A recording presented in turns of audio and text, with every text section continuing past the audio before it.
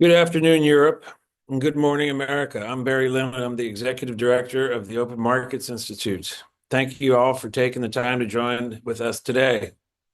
We have a very important discussion about one of the foundational infrastructures of modern life, the cloud commons on which we all depend for the most essential services and activities. Sometimes the biggest, shiniest new fact, the revolutionary fact, is the hardest to see. We read every day about how AI is supercharging demand for data centers, about soaring competition for NVIDIA chips, scrambles for electricity and water.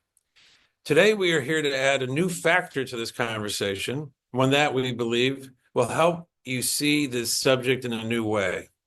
The missing factor? That this foundational infrastructure we call the cloud is a form of computing and storage commons. And further, a form of networked system, analogous in many ways to the electrical system, the telecommunications system, to certain layers within the financial system. And like those systems, the cloud commons is subject to cascading failure that cuts off access to many, even most of the essentials of modern life. This is not speculative theory. We have seen such crashes many times, from cyber attacks, storms, human mistakes. But unlike the electrical and financial systems, indeed, unlike almost any other human-made system, the structure, the engineering of the cloud commons is almost entirely unregulated. Few government institutions focus at all on the resiliency of these systems. Those that do have little or no power even to map the risks, let alone force the immense corporations that control these services to address the risks. Which means it's not hard to imagine that large parts of the cloud commons have not been engineered to meet any reasonably likely crisis. Hence, not hard to imagine relatively normal shocks triggering potentially catastrophic disruptions to our daily lives. Some will say that open markets and our colleagues today here, because we all focus in some way on the effects of concentrated power, are using this frame of fragility as a roundabout way of getting at the issue of power and control over cloud services, which is now concentrated in the hands of three corporations, Amazon, Microsoft, and Google. In fact, both our study and today's event do focus closely on many traditional competition-related threats posed by today's monopolistic control over this essential service. We look, for instance, at how the lack of regulation of the many ways by which Amazon, Microsoft, and Google exploit and abuse their dominance of the cloud market harm their customers, harm their rivals, harm society as a whole.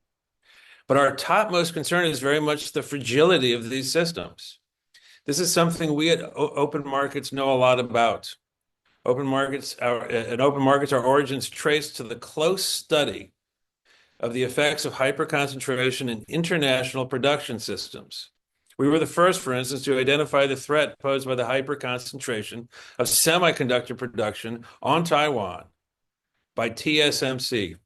I myself wrote the first major article on that threat in 2002. Yet it took until the supply chain breakdowns of the COVID-19 pandemic for our governments to begin to treat that threat seriously. It took until factories shuttered, inflation soared, essential food and drugs vanished from our shelves for us to begin to focus on those dangerous choke points. Over the years, I've engaged in thousands of discussions about the resiliency of systems at the highest levels of government in the US, Europe, Japan, China. In every one of those discussions, every engineer has said, in effect, yes, absolutely. Don't put all our eggs in one basket. Yet almost every master of any monopoly choke point and every economist who works for that master has said, no, there's nothing to do. The structure you see is efficient. It's natural. It's necessary. It's unavoidable. Go away. Humans are very good at engineering systems. Much of our modern well-being is based on hiring smart people, people smart enough to design laws and rules that ensure we don't put all our eggs in one basket. So I hope today begins the process of helping us see this fantastic threat posed by the lack of engineering of the cloud commons, and then begin to engineer this system before some catastrophic event does the job for us. So I'm going to turn it over now to uh, Max von Thun, who is the director of Open Markets Europe, and Claire Levin, who is the EU research fellow for open markets. They're the authors of this study that we are revealing today, and I'm going to let them carry it on and sort of give you a sense about what the paper actually contains.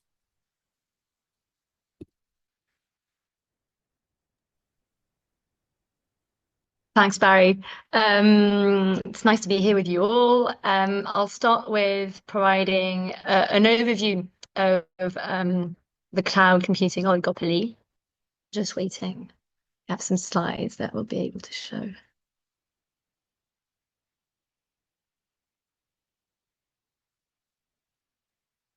Can we see those? Are they up on Yeah, we screen? can Yeah, see the excellent. slides. Okay, great. Over to you, Claire. Thanks. So what is cloud computing? Barry said a few words about it. Cloud computing is basically an access to computing resources, such as data processing, storage networks, via the internet. And it broadly replaces all the large investments that organizations used to make in-house in hardware, IT equipment, and maintenance. It actually has huge benefits of, well, replacing these investments, giving organizations more flexibility to increase, decrease their digital needs, but also allowing smaller companies to have a quicker access to digital infrastructure.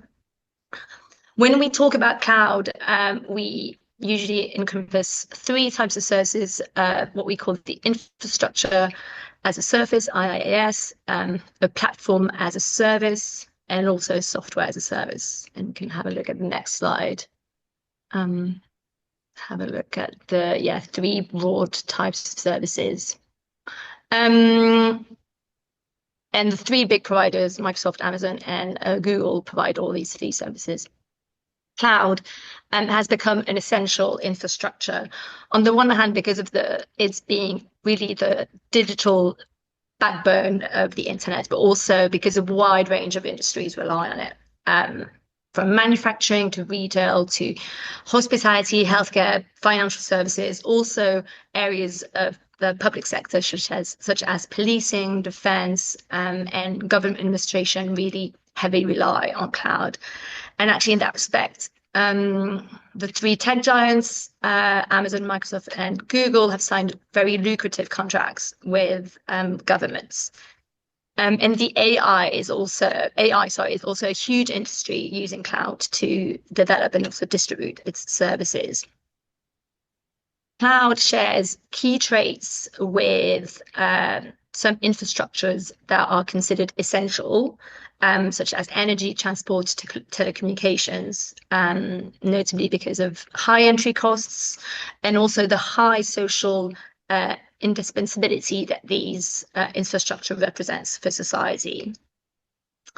And we can go on to the next slide, thanks. And the first major issue that we face with this essential infrastructure is the fact that it is controlled by three companies. They hold 2/3 of the global cloud markets.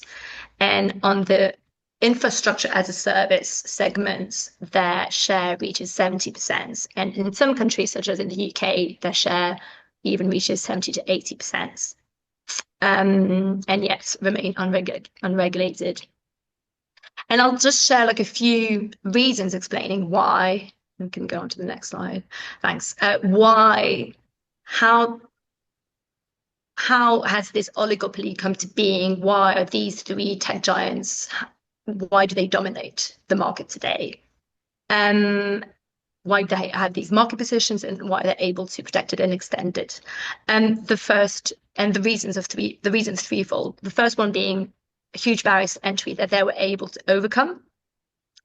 On the one hand, cloud computing requires high investments in the form, for instance, of millions of dollars required to build just one data center.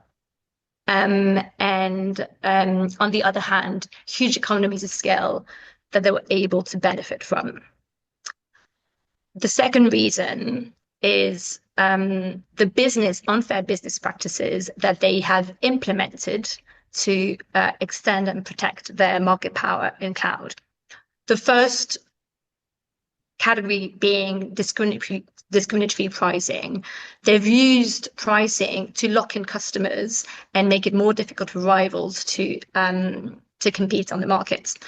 They've used cloud credits and discounts to attract customers, and then have applied what we call egress fees that make it harder for customers to switch cloud provider.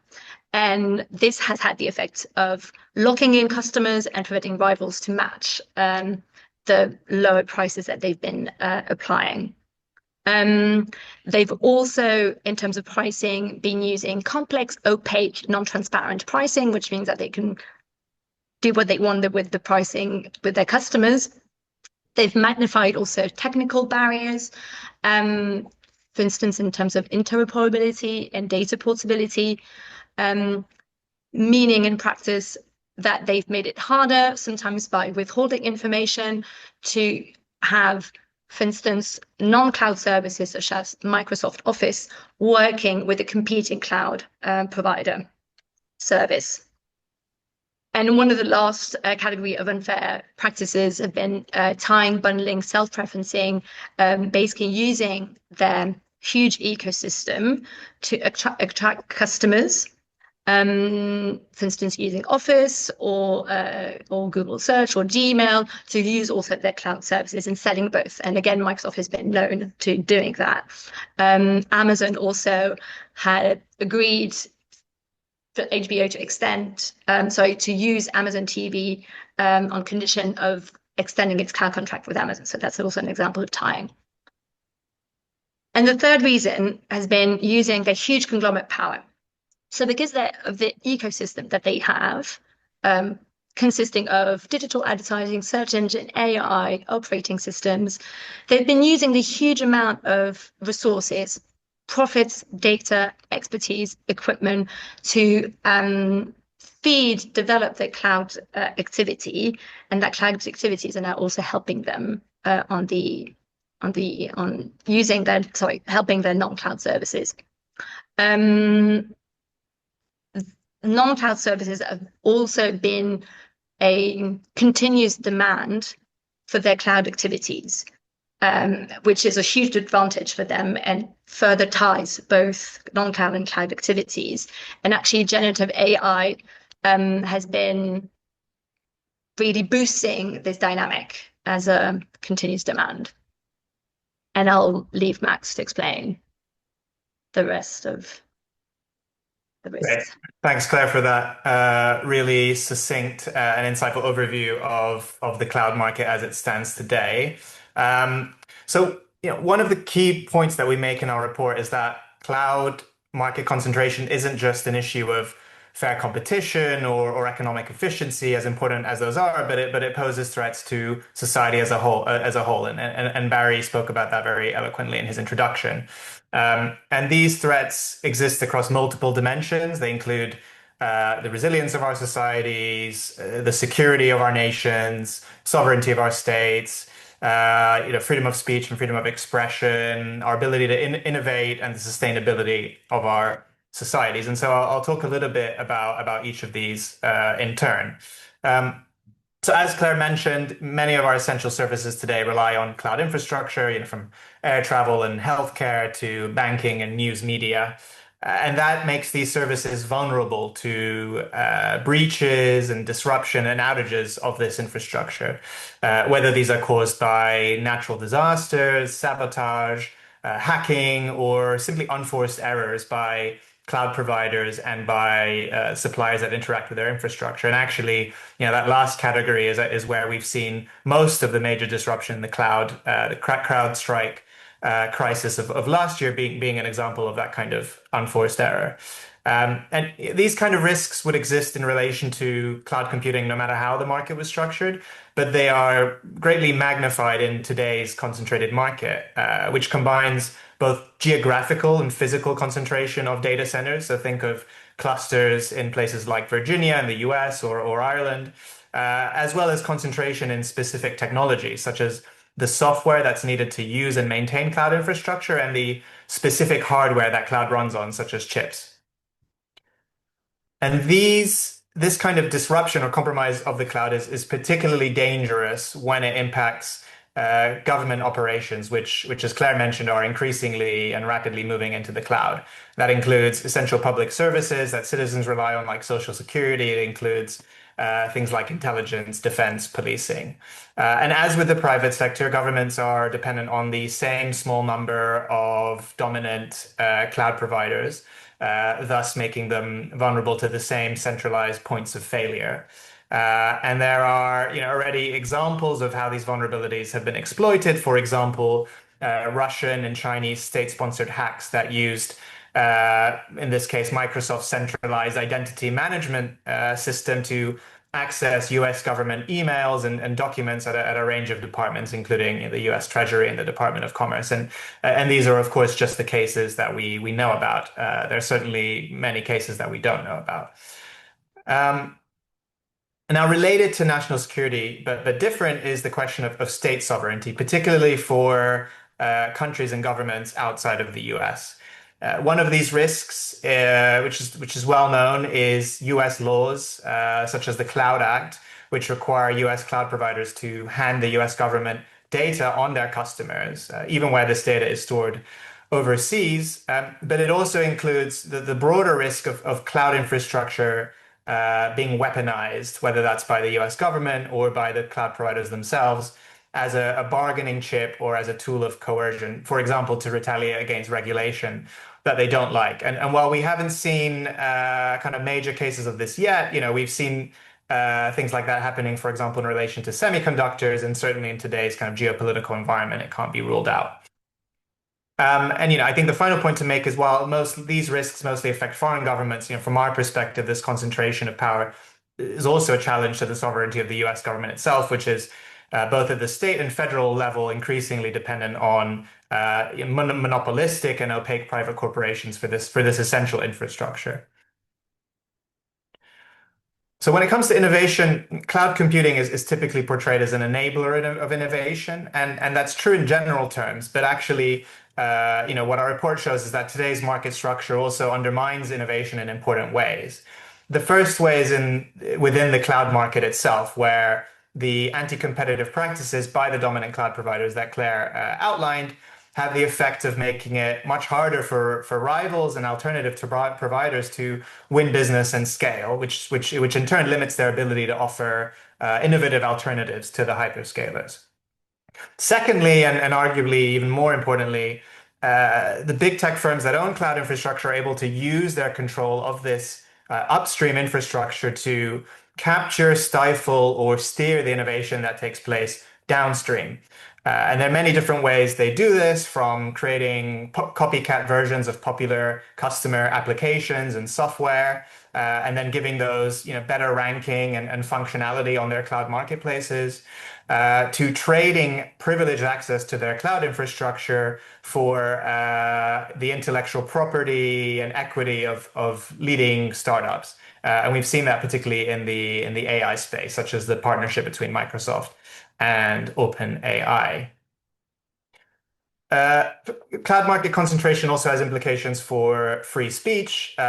Firstly, at a basic level, governments and businesses that are dependent on a handful of providers for these essential infrastructures that are critical for their operations have a disincentive to speak out against those corporations. And that is a dynamic that we have seen over many years in the digital economy as a whole.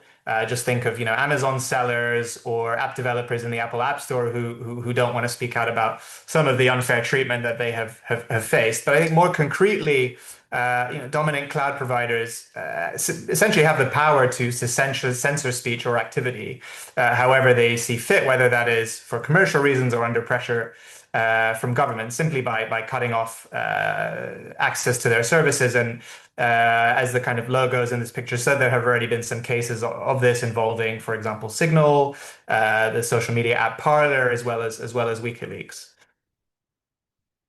And the final threat that we outline in the report is to the environment.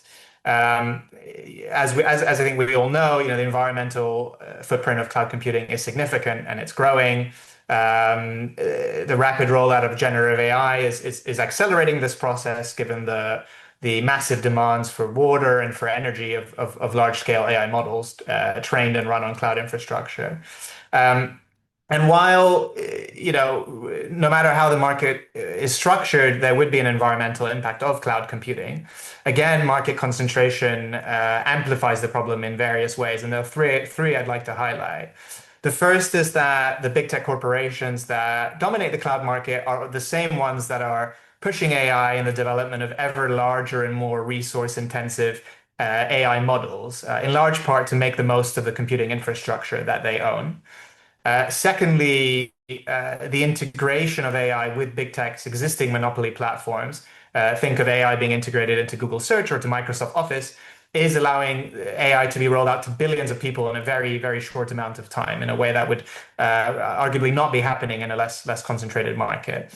And then finally, the concentrated financial resources of the tech giants are enabling them to make massive and speculative investments in cloud infrastructure that smaller providers in a more diversified market arguably wouldn't be able to do to the same extent. So that's an outline of the kind of broader threats that we see from the current structure of the market. And now moving on to the question of solutions.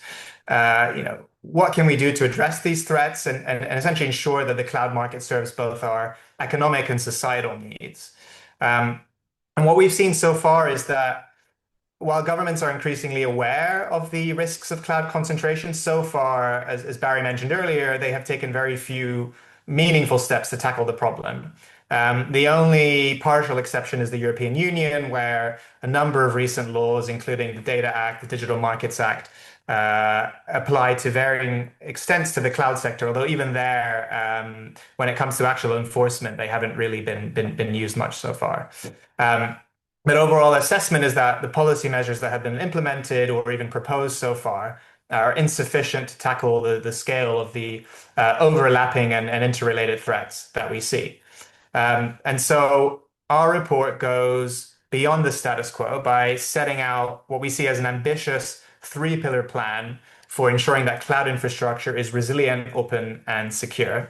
And these three pillars, which Claire and I will now talk through, are regulating the cloud as a utility, imposing structural separation on the dominant providers, and creating alternatives in the market through industrial policy and procurement. So starting with the idea of utility regulation, as we spoke about earlier, cloud computing plays increasingly a central role in supporting both government and private sector activity, and we believe that justifies cloud therefore being recognized as a form of essential infrastructure and regulated accordingly. We think this regulation can draw inspiration from successful regulation of many other essential forms of infrastructure and utilities that we all rely on in our daily lives, including water, energy, electricity, transport, and telecommunications, while at the same time being tailored to the unique economic and technical characteristics of the cloud. And this regulation should be designed to address the diverse economic and societal risks that we outline in our research and in this presentation. And that means, among other things, that it should include monitoring of systemic risks, given the huge damage that disruption to cloud infrastructure can cause, including regular auditing and stress testing, in many ways akin to that carried out on systemically important financial institutions.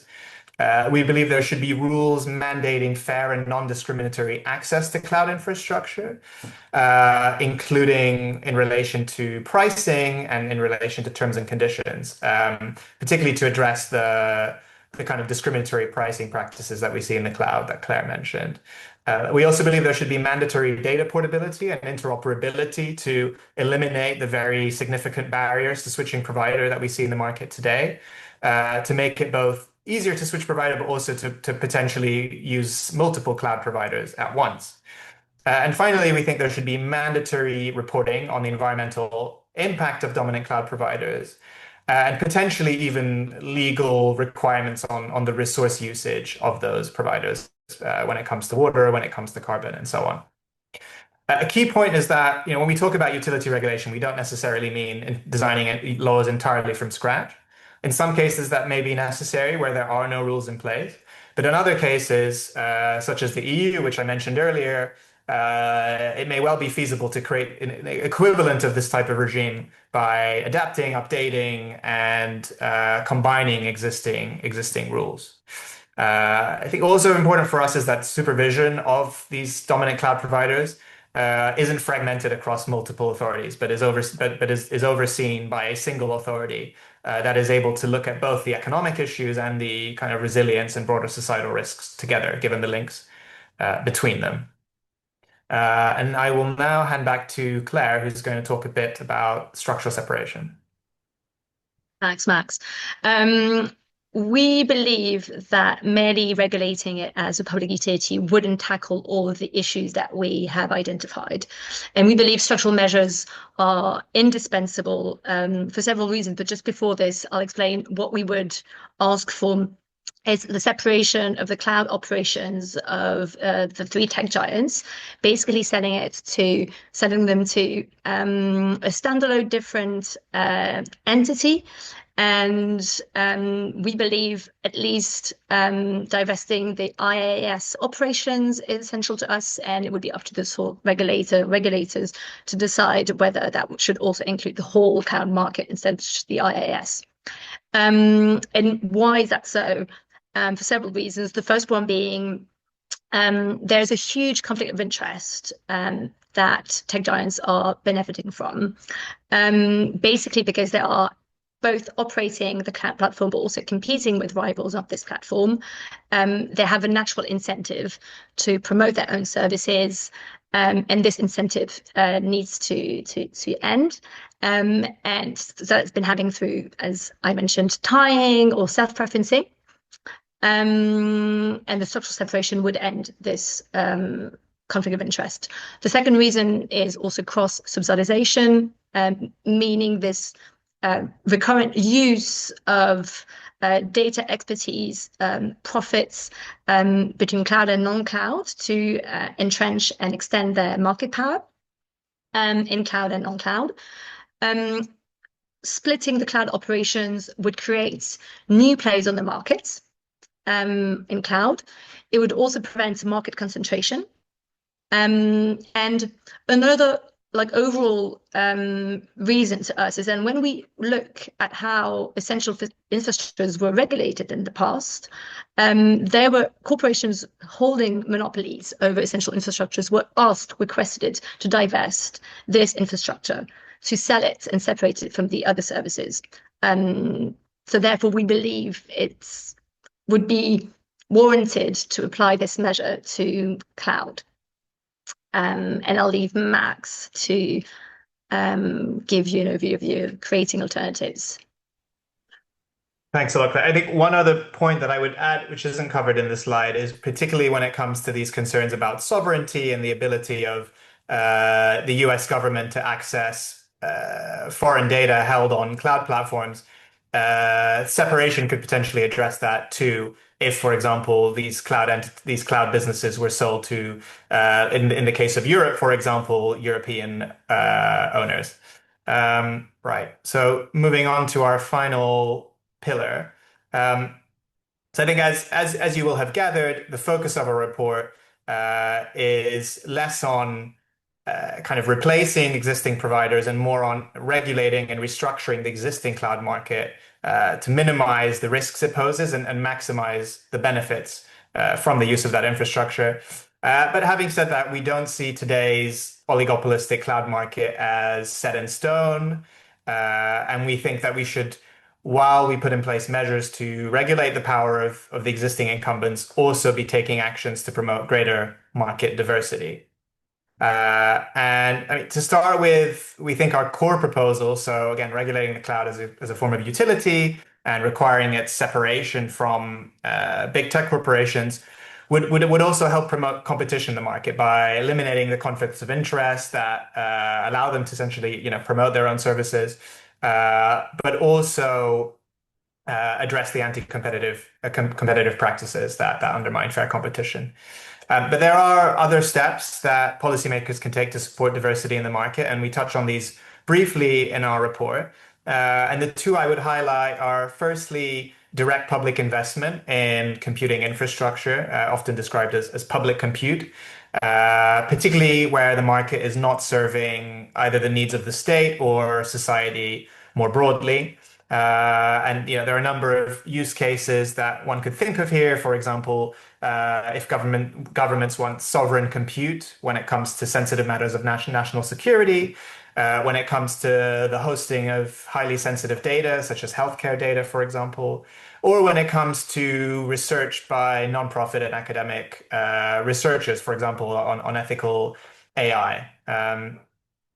Secondly, and potentially more kind of a faster and more straightforward route than the state investing directly in infrastructure is to redirect public procurement budgets away from the dominant cloud providers towards other players in the market. And that could potentially be done by, for example, introducing into law in different jurisdictions a maximum share of government spend that can be allocated to dominant providers. And there are lots of debates around this, including in Europe on buy European, and we see procurement is definitely an important tool to leverage here. So that is a kind of very quick, relatively quick overview of our report. We encourage you to read the full thing and get in touch with any thoughts. But I will now hand over to my colleague Courtney, who will be moderating the first panel discussion today.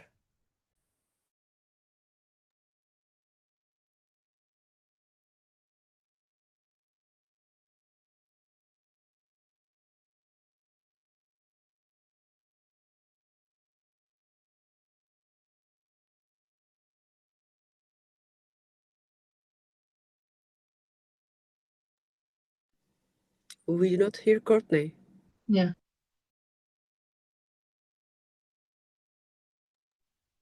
Courtney, we can't hear you. You're muted, Courtney. Yeah. Okay, sorry about that. There we go. No matter how many times we do a Zoom. So as I was saying, thank you for that excellent overview of a really important pioneering report on cloud concentration. My name is Courtney Radge. I'm the director of the Center for Journalism and Liberty at Open Markets Institute, and I'm really delighted to moderate today's first panel on the risks of cloud concentration to innovation, resilience, and sovereignty, and focus on having this conversation about the growing systemic risks in our digital and geopolitical infrastructure.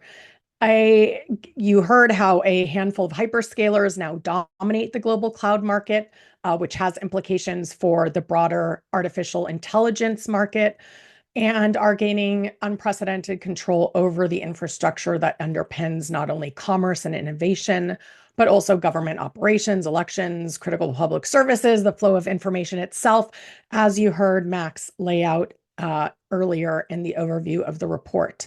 So we want to delve into these threats and harms of cloud dominance across an array of fronts with a panel of experts.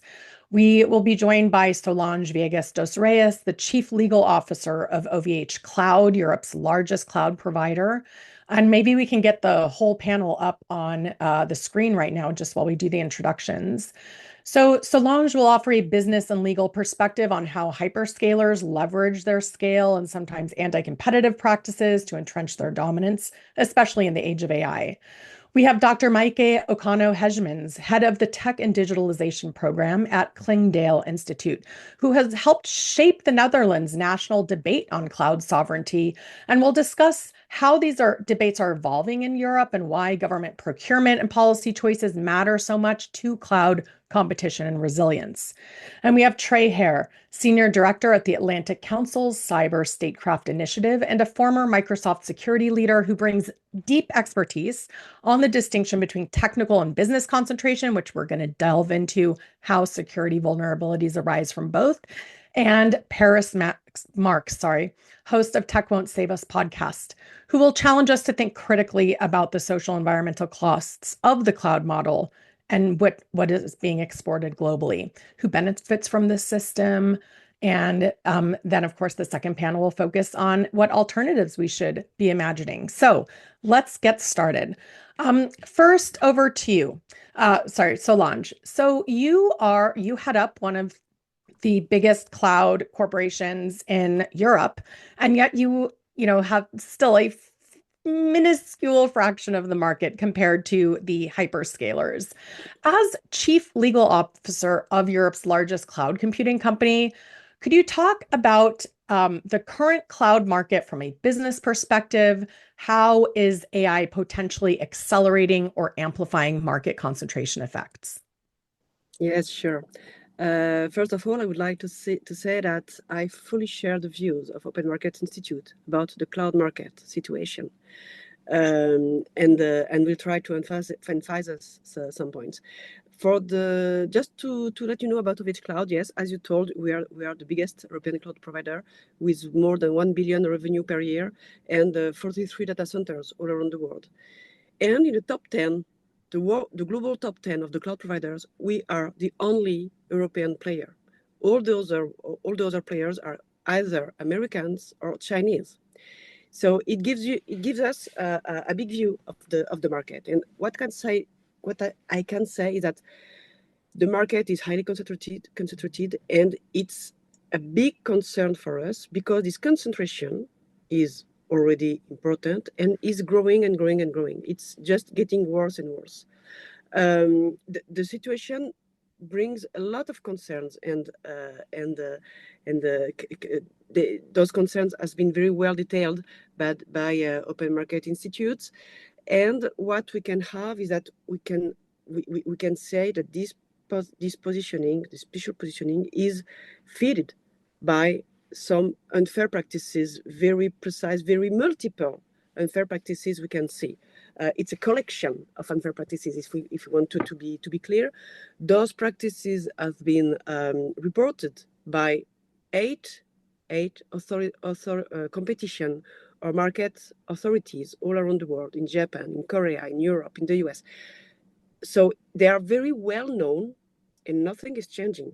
Can you just specify what some of those are for our audience who might be less familiar with what those specific unfair practices are? Yeah, we have in this collection of unfair practices, we can have three categories, we'll say. The first category is about lock-in practices. The lock-in practices is a way to attract the users to the services of cloud providers and to prevent the users to switch. In these lock-in practices, we have financial, commercial, technical, and legal barriers that can be used, and I can detail further if you want. The second category we have, it's about the market power abuse. That means that, and it was very well explained by Claire, using positioning on some adjacent market to reinforce the position on other markets. And to use this positioning, what we see is that we have bundling, self-preferencing, tied selling. And the third category of abuse, it's the lack of transparency. What we see is that in terms of notably price and data access, we do not have clear information from hyperscalers about what they do, and customers can become locked because of this lack of transparency. On all the barriers I have detailed, I must say that one of the most complex, the hardest for the users, for the company, for our customers, because some of our customers comes from hyperscalers. It's the lack of interoperability. The fact that when you are a customer of some cloud providers, you are on a proprietary format or technologies that prevent you to use an alternative cloud provider at the same time, using multi-cloud, for example. If you want not to put all your eggs in the same basket, it's what was told at the beginning of the webinar. To use multi-cloud, it's not just possible because you cannot interoperate, and it's very difficult to migrate. So the lack of interoperability, it's something very, very precise, very concrete, and that prevents customers to leave some cloud providers. One of the second other barrier, it's about the content of the contract. I'm a lawyer, so it's what I know the best. But we can have some very long-term contracts. And when I talk about long terms, I'm not talking about 4, 3, or 5 years. It's we in Canada recently there was a big report that revealed that the Canadian federal government was about to engage in a 25 years term contract. So we are talking about something very, very long, and finally it will not be done this way. But so it's a way to lock the users in long-term contract with no provisions in the contract about reversibility, for example, what happens at the end of the contract. And yeah.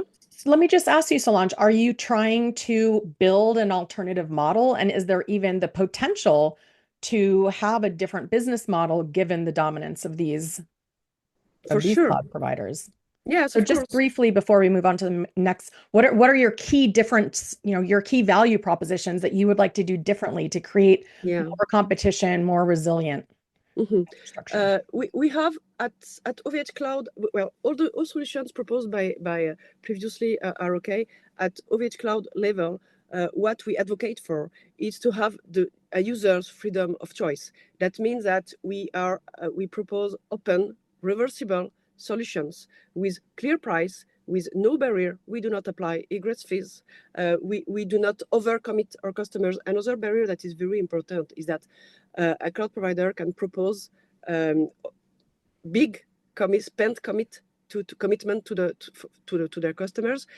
The spend commitment is too high and cannot be spent during the normal duration of the contract. That means that at the end of the contract, either you pay the overcommitment or you continue the contract. And it's a way to attract the user with very interesting prices. But indeed, the prices are granted in counterpart of commitment you cannot use. So at OVH Cloud level, we really have in our DNA the freedoms the user of choice of our customers, and they can use multi-cloud due to the open model we have. We help them to understand all the ecosystem, and on top of that, we are a pure cloud player.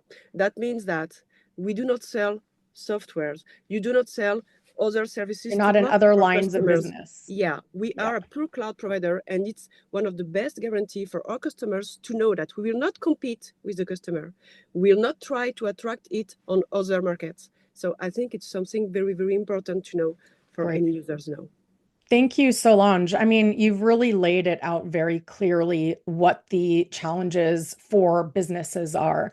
And I want to turn now to Dr. Hejmans, because this is, this dominance is also a risk to national security, to sovereignty, given just how much of not only the economy, but also government is, built on the cloud.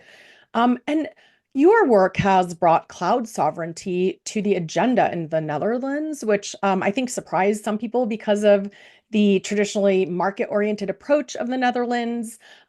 We don't see that as at all at odds, although some people do. They think that somehow a free market means no regulation, as opposed to making sure that regulations orient the market towards democratic governance and sovereignty.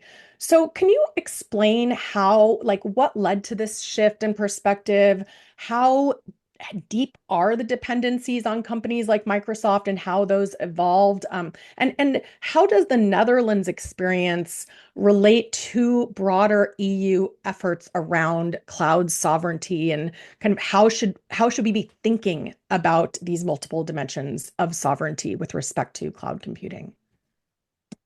Thank you so much, Courtney, for all these excellent questions. And I really appreciate the report that your colleagues put out. Big congratulations to the team that made that happen, because I think this is extremely important for all of us to be discussing this. Actually, I was in Brussels yesterday. There was this big AI and tech summit that Politico hosted, and we were a partner. And we actually also discussed this very issue. And I was very surprised to see how this is now also very firmly on the agenda in Brussels, being discussed not just between policymakers, but also out in public. And as you said, indeed, in the Netherlands, I think this debate started a year earlier, or in public at least. We had specific things happening. Well, I think in IT, many engineers in many organizations sensing already for many years that something was terribly wrong, in the sense that we're putting all our eggs in one basket. If I group American companies together as one basket in particular, because of course there's 3 hyperscalers that dominate the market, and all 3 of them are American. And we are very traditionally transatlantically oriented and very market oriented. So the government let the market do its work, as municipalities and other organizations moving to the cloud. And before we knew it, we were all heading on that one path, where not just the cloud services, but also software, indeed. So it's the bundling of different things that was pointed to earlier. I think that is seen as a challenge now. And that's also pointing indeed to the next challenge, because Copilot is automatically installed on the software that we use from Microsoft, right? So it makes it, many people starting to use that first. But there's now a very clear sense in the government. We have a parliament, actually, a digital affairs committee that is very much on top of this, and asking the governments basically to stop this sort of path that we were on, to take a pause and to say, hey, as the governments are now also moving to the cloud, let's rethink. And even if we all end up with the same choice, then at least let's make sure that we negotiate together, right? Because if one ministry is negotiating with a hyperscaler and another is at the same time, we're probably neither of them is going to get the best sort of deal. That is. Micah, is it just about the money, the deal? What about kind of these issues around some of the more security element, the sovereignty? We heard from Max earlier, some of the dangers, electoral systems are built in this cloud. It's not only, your military, your governments are all very dependent on these US, companies. How does that play into the sovereignty debate? Like, yes, there's different levels, I think. Data sovereignty is one, right? The realization that many of the data, if the US president would ask for it, companies would have no choice but to comply and to share the data. Well, that's uncomfortable. If our parliament, all of their data is now run on US servers, right? That's just one example. So that's the data sovereignty element. Then there is, of course, if you look broader, digital sovereignty, national security. The vulnerability to stable and secure supply of these services. We are now actually, nobody's really expecting the nuclear option to really happen tomorrow, where somebody could actually say, or the US administration could say, well, Microsoft, please stop servicing the Netherlands. And of course, we had the Microsoft CEO visiting Europe and the Netherlands last week, just to say that, hey, we are establishing a legal entity in Europe. So there's this worry as well. And then I think there's also finally a realization of competitiveness. There's a lot of money that is being made, and all of that is being reinvested in innovation, in also making sure that we have the best talents working on these technologies, if we don't understand our systems anymore, because we have outsourced all of that, that is another problem also. So there's different issues indeed that I think are very much on the table. It's not a matter of money, although of course with the lack of money that we see, for many public investments that we actually, all of us think that have to be made. There's calls for investments in defense. There's calls for investments in education.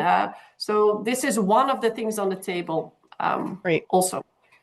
Thank you. And yeah, I mean, I think this issue around, the sovereignty and vulnerability to American political whims is very real. I mean, look what happened when Russia invaded Ukraine and the pressure that was put on a whole range of tech platforms, including at the infrastructural level, to get involved and reflect the interests of the US or of Europe. Thank you. And remember that the International Criminal Court is in The Hague, and this is also the executive order where the president actually, asked for, anyone partnering with the ICC might be subject to sanctions. Well, does that include Microsoft?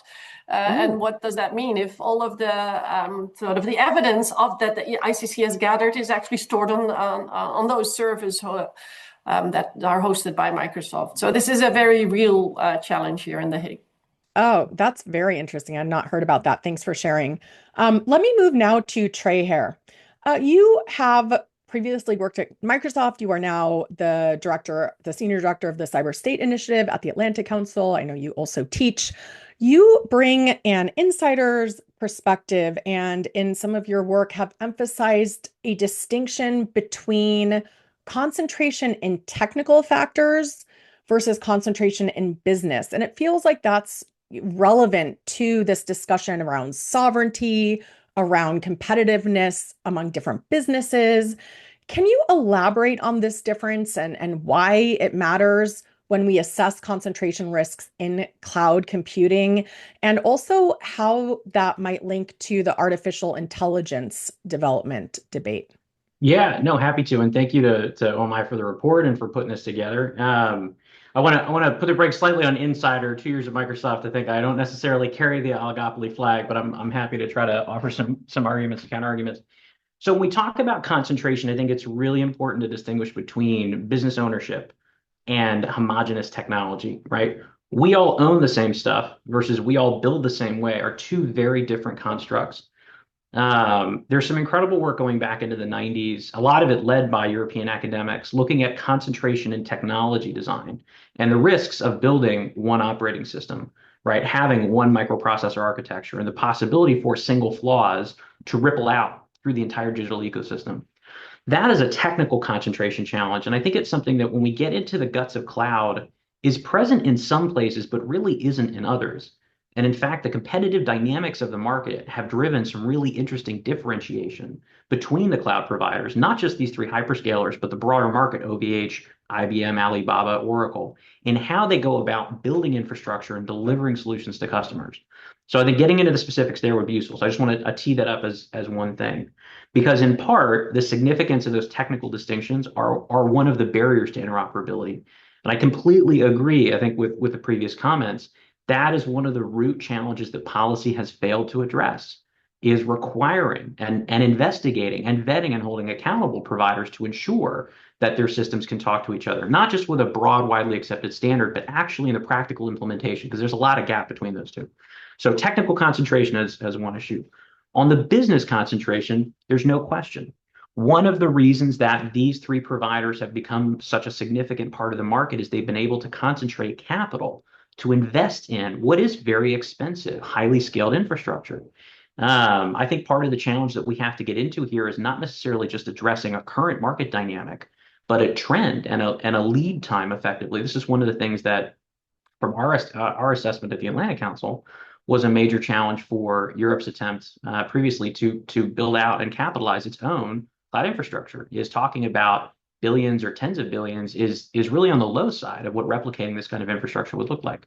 So I think that business versus technical concentration thing is significant for us because it implicates a lot of these other issues that we talked through. The one other thing I want to say just really, really quickly is how these three providers got to where they are very different journeys. right? Microsoft, strong enterprise business relationships, and taking these, largely widely used productivity products up into the cloud. AWS, starting in 2006, renting excess computing capacity and then responding to demand and building out all this infrastructure, these different services. Google having built this elegant, incredibly sophisticated infrastructure to deliver search and then adapting that to fit this cloud services model. And so all these companies got here through different paths. And I think as we get into the policy ramifications, they're going to need to be addressed in slightly different ways. That's very helpful. If we're thinking about the concentration in business ownership, isn't another dynamic of that the fact that these hyperscalers have so many lines of business, all of which create this circular feedback loop, especially in AI development, which is further reinforcing both their cloud dominance as well as their dominance in, what we call AI innovation, although we don't really know what we're innovating towards. It seems like we're just trying to do more and more AI without clearly defining what we want that for. Is that an element of the business ownership dynamic, would you say, as well? I would say two things. One is I agree with you. We can't talk about AI and not talk about cloud because that is the infrastructure that the majority of the training and inference is happening on. And the reason is because it's there. It's what, the availability of resources for scientific researchers, for small companies, for large companies, like that's where the compute sits. I think to your question though, the second part of this is how these companies think about their market is what should drive, I think, our kind of push on the regulatory side. Because they approach customers differently, because they're building out services in a way that is responsive to these competitive dynamics, but is ultimately serving different internal needs in many cases, that trying to understand that logic, I think, becomes really significant for policy. So just as one example of this, you talk about that kind of integration and that sort of broad competition. The way Microsoft thinks about security is it does want to be a security provider offering products that compete with CrowdStrike, right? Compete with F1, that compete with SentinelOne, right? That's absolutely a part of their market offering. Google's been late to come to that same market space, right? And AWS doesn't have the same presence. And so I think that differentiation of how they see the business for themselves is a really significant way that we get into the conversation. Thank you. That's really helpful. And just briefly, you raised the kind of tension between diversity in technical standards, the technical aspect, but also the challenges that poses to interoperability. So, I mean, interoperability, it feels like, is this general, guiding framework or regulatory approach that we want across a variety of platforms in our digital ecosystem, including cloud. So how, is there a tension there, or is it potent? Can you still have, various different technical standards and still be interoperable? You can. There's always, no one, perfect interoperability is never the destination we reach. It's all about the journey in that direction. And so I think fundamentally what we end up talking about and need to be focused on is interoperability for critical services. The challenge of using language like data portability is it suggests that what we're looking at is the ability to move data between clouds. A key interoperability challenge is shared identity, right? To Solange's point, one of the things that makes multi-cloud isn't impossible. It's a lot of people embrace it, but what makes it hard is I have to represent myself, my users, my workloads as three different entities across three different providers. A unified identity stack, it's one of several major technical hurdles, but like that is a hard interoperability problem that is a major barrier to this piece. So I think, Courtney, to your point, we'll never be perfectly interoperable, but we need to be interoperable on the right things.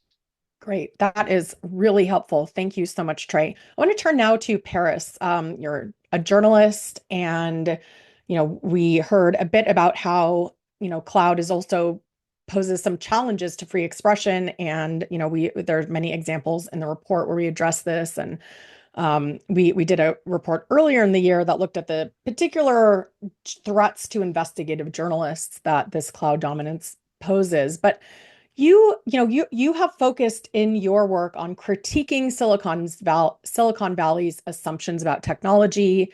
And we talked about this, mentioned earlier in the discussion with Trey, this idea of AI innovation. Silicon Valley is all about innovation, but how might hyperscalers' dominance stifle innovation rather than enable it, as they often claim? And is the goal to in Europe or Canada, for example, to replicate Silicon Valley's approach? And, you know, should we be exploring alternative foundations for digital infrastructure?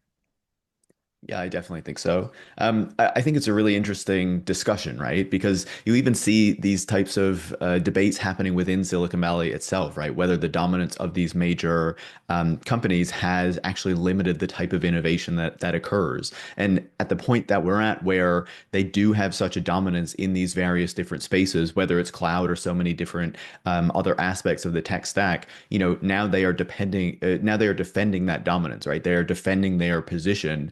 The profits that they receive from that. And so they don't want to see a big shakeup to how things are actually operating, right? They want the status quo to continue because this is where they make their money. This is where their power comes from. And so they're disincentivized from seeing that significantly change.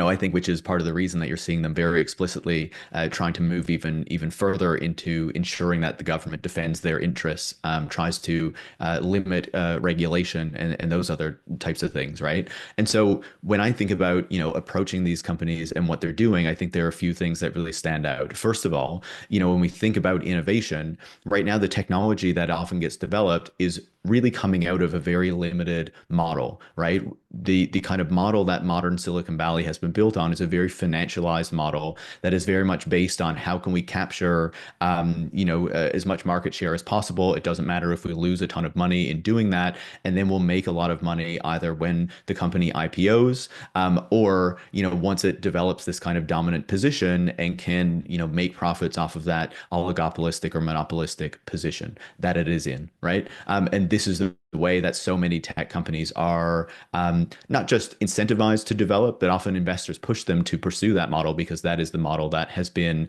dominant in the Valley now for a few decades. And not just in Silicon Valley itself, but that has been pushed out to other areas, countries that are looking to develop their own tech industries. And that very much limits the type of technology, the type of even structure that is creating these technologies, because then the technology itself needs to be based around how are we maximizing shareholder value? How are we going to make investors profits off of this, rather than is this best serving the public? How are we developing technology that is having a broad public benefit? That is not at the core of what these companies are doing. And then the other piece of that, to just address other countries and the approach there, I think that especially in this moment, we're seeing the rise in discussion around sovereignty, what it looks like to take greater control of the technologies that are used by various different countries.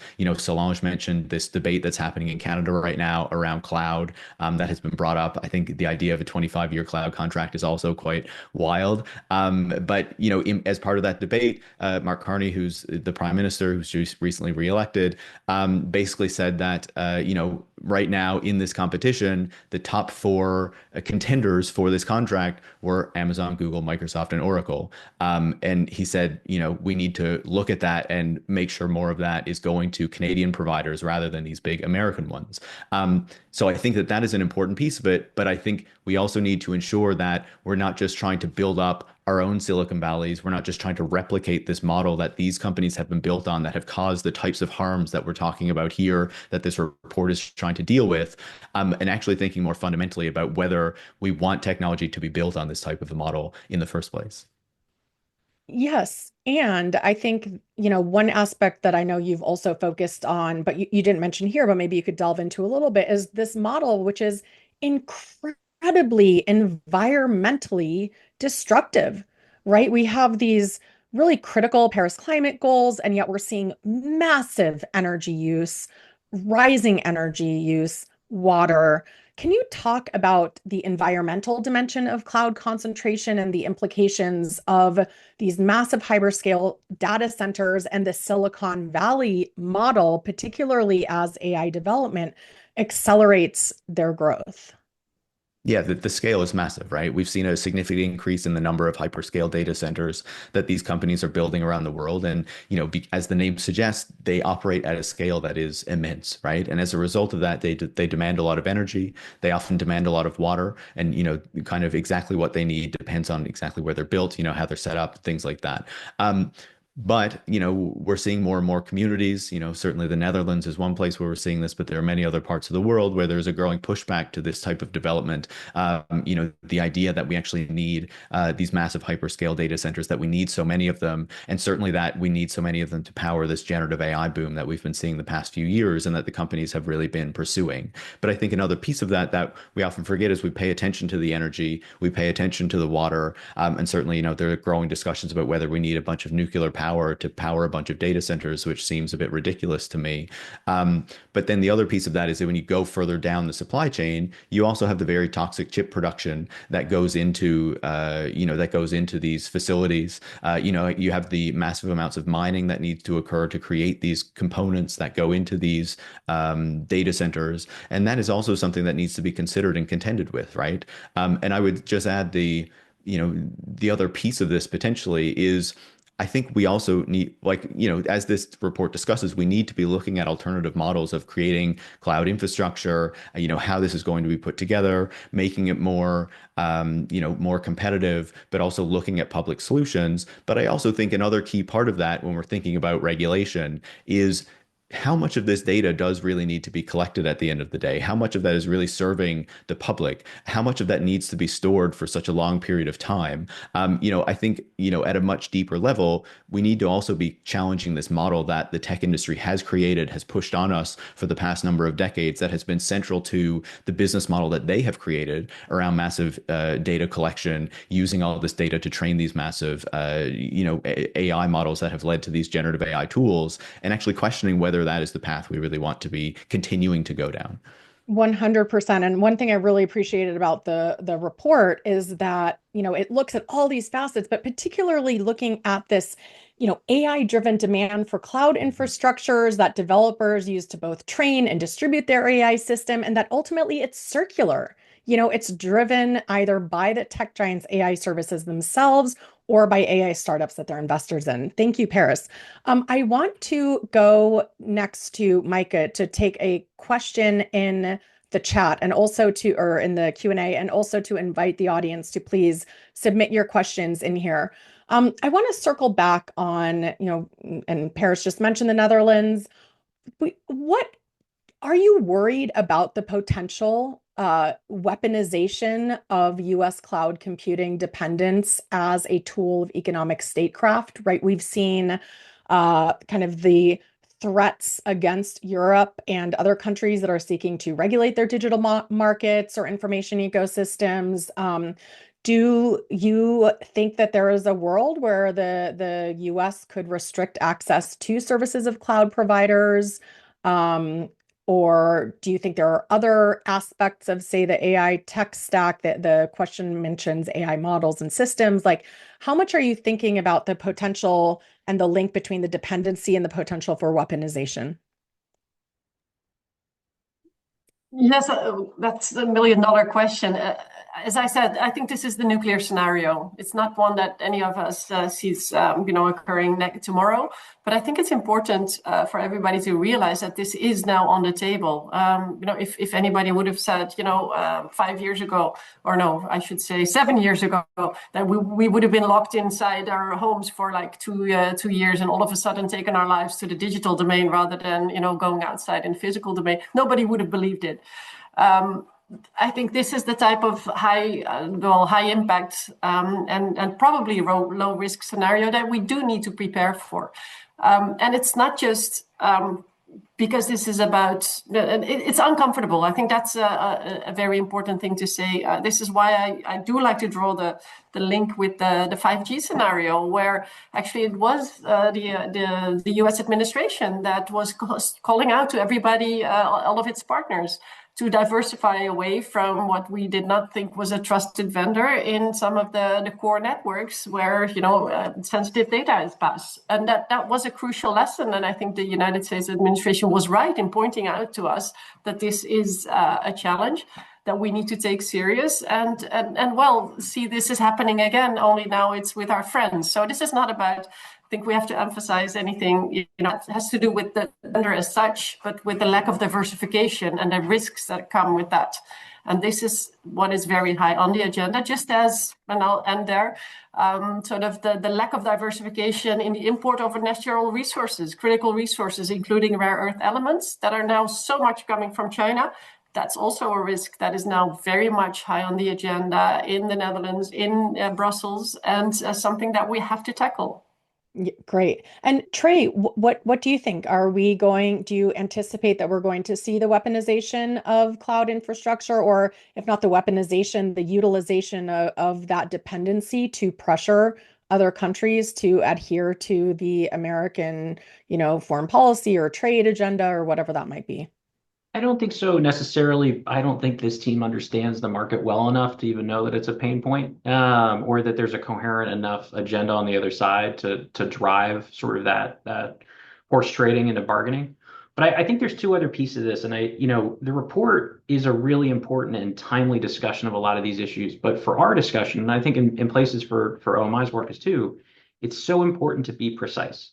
Right, so the suggestion that for example, there's no regulation on the cloud industry is crazy, right? There's all kinds of existing sector-specific regs in finance and healthcare, but few of them address interoperability.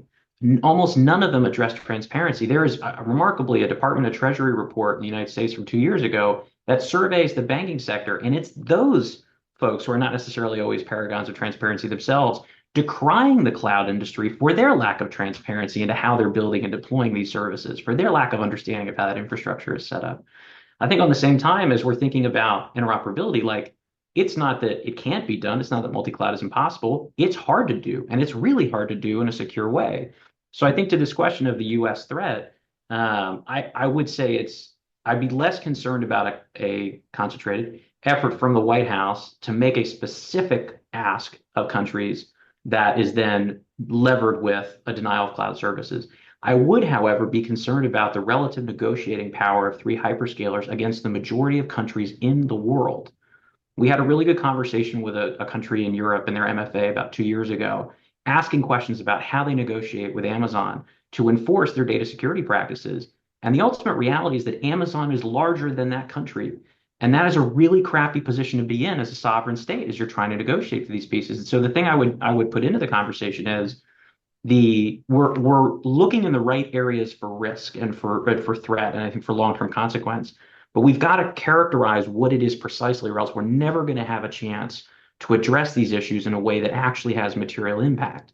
And so I think on the U.S. threat, I wouldn't worry about the White House necessarily, but I would be concerned about the negotiating power of Redmond. I would be concerned about the negotiating power of folks in Seattle. I think that's a real concern.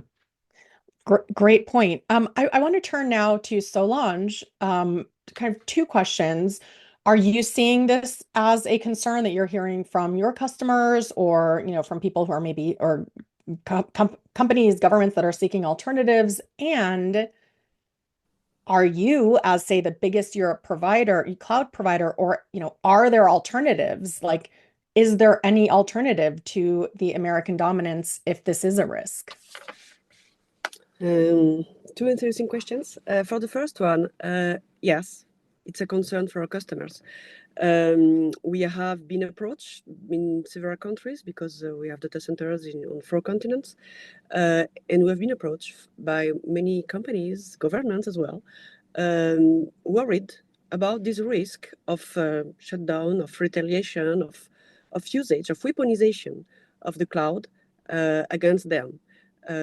It's not only in Europe, to be clear, not only in Europe, and it's this fear is grounded on the current geopolitical context, on the precedent we have with Starlink in Ukraine, who stops providing services in the middle of a war. So it's created as well because there is a lot of commercial tensions currently. Some decisions taken by hyperscalers in certain countries where they decided to stop some activities or to get back people from to the US. So it's a concern. you're right. I think it's Mike who told this. It's a nuclear weapon. It's true, but today people, ITs, CEOs are afraid of this nuclear weapon against them, and government as well. So the answer is yes, it's a concern. And the second one, is there any alternative? Yes, I think we can build alternative. What we have, at least the ecosystem I know the better, it's the European one. And in Europe, we have a big ecosystem to propose an alternative. I guess there is other ecosystems in other countries, and the region in the world as well, but some alternatives exist. And currently in Europe, a lot of new, not new ideas, but a lot of existing ideas are rising more and more about sovereignty, about redirection of the procurement budget of the public sector in Europe to help to growing the European sector on cloud. But not only on cloud, on technology, on a from a wider perspective. And we know that on the cloud market, for example, we often heard about the fact that the hyperscalers have a very big portfolio of products, they are very powerful with their product, and they are very easy to use services, etc. So they are powerful because they have the right product. And our positioning on that is that, okay, they are powerful because a lot of the reason that has been explained, there is barriers to entry, there is a scale approach to have. We know that there is it's a vicious circle between very circular in terms of investment, etc. But at least at OVH level, we can offer 80% of all the cloud services existing in the world. And I guess that if we go to see other cloud providers, smaller cloud providers, they can provide other complementary services. And if we go to see all the tech ecosystem, we can find alternatives. What is missing is investment to help those alternatives to scale, to grow up, because alternatives exist, the talent exists in several geographies. So yes, we just need to have political views, political willingness on this, and investment. Yeah, and I would definitely point people to the report because I think there's a really interesting discussion of the tension between like calling for more investment versus making sure, or maybe really in addition to equalizing the market so that investment has an opportunity to have an impact. I want to briefly give Micah a chance to come in on the idea of a lack of a European alternative before I move on to another question. Go ahead, Micah. Thanks, Courtney. Just briefly adding to Solange, because this is very much a discussion, of course, that we've also had. If the current situation is not exactly what we want it to be, then how can we make sure that we can change this reality that we are in? And what I hear a lot is that European companies are saying, yes, this alternative exists, but actually in practice, most customers don't feel that the alternative exists because the hyperscalers offer this sort of all-in-one package where there's all these essential services of what ultimately we altogether label as cloud.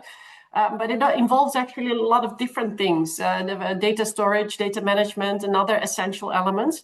There is no one alternative, no one European company that offers that all-in-one. And I do think, without us, wanting to end up with the sort of hyperscaler that we have now, I do think we need to think about these all-in-one offerings that the market really demands and that people want. Otherwise, we're never going to get away from, I think, the current situation. So that's, I think, the difficult answer with, yes, European alternatives in plural exist, but altogether this all-in-one solution is not there, and that's a challenge.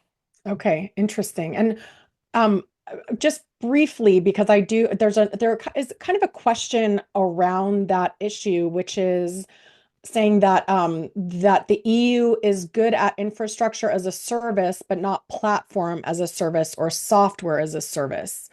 So is that, I mean, would you agree with that? And is becoming good at the entire kind of cloud value chain critical to that?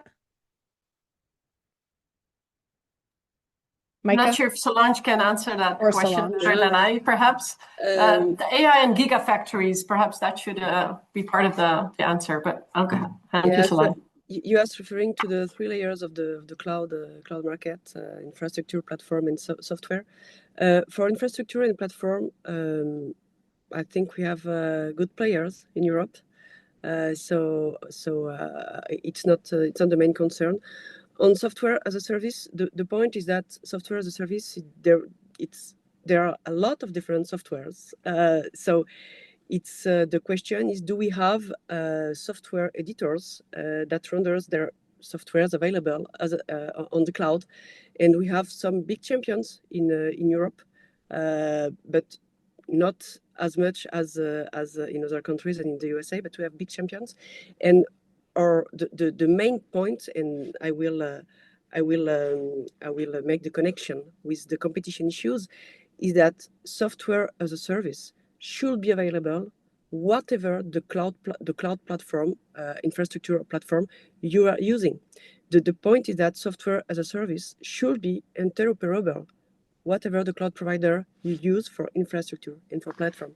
So the main point is not about software as a service. It's an aspect of the debate, of course, but I think it could be easy to solve the issue of software as a service if we promote interoperability. Courtney, can I have another for 2 seconds? Yes, I just want to add, I mean, I think it would also be easier if there was, if we have to consider that, the operating systems, a lot of software components like word processing, et cetera, is still also dominated by those same platforms. So we would also have to think about the structural separation. Trey, very briefly, and then I want to go on to one last question in the final few minutes. Just to make this point, the relative efficiency to deliver and relative productivity to sell of these different services varies widely. So one of the reasons that you see different SaaS products, different platform as a service products offered, for example, in different regions from the same provider, is it does cost. And while the marginal cost of replication for software, as we know, is zero, it does take money to deploy that software into that region. And if there are no customers for it, or if there's no market for it, there's a significant conservative tendency to roll the most exotic, most expensive, most significantly compute intensive services out to every single region you offer in every place. So we have to consider, how do these services make money? And I would just come back to, I think, the point that we're kind of dancing around. Part of the virtue of the concentration and part of the challenge of unsticking the hyperscalers' offerings across every part of the stack is it allows them to concentrate revenue and to sell, offer services that are loss leading, make a lot of money out of the services that make them good revenue, and then pour that back into infrastructure. So replicating that is a very tricky model. It's one of the things that, at least from our assessment, was a hole in the side of Gaia X.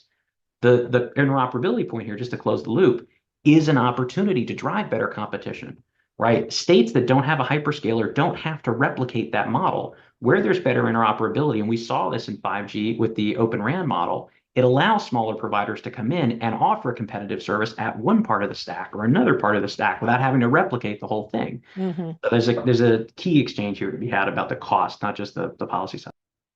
Great. I mean, all very helpful. Now in the final few minutes that we have left, I want to, Paris, first to you, what is new and not new about some of the issues related to these cloud concentration dynamics and hype and regulation and reality?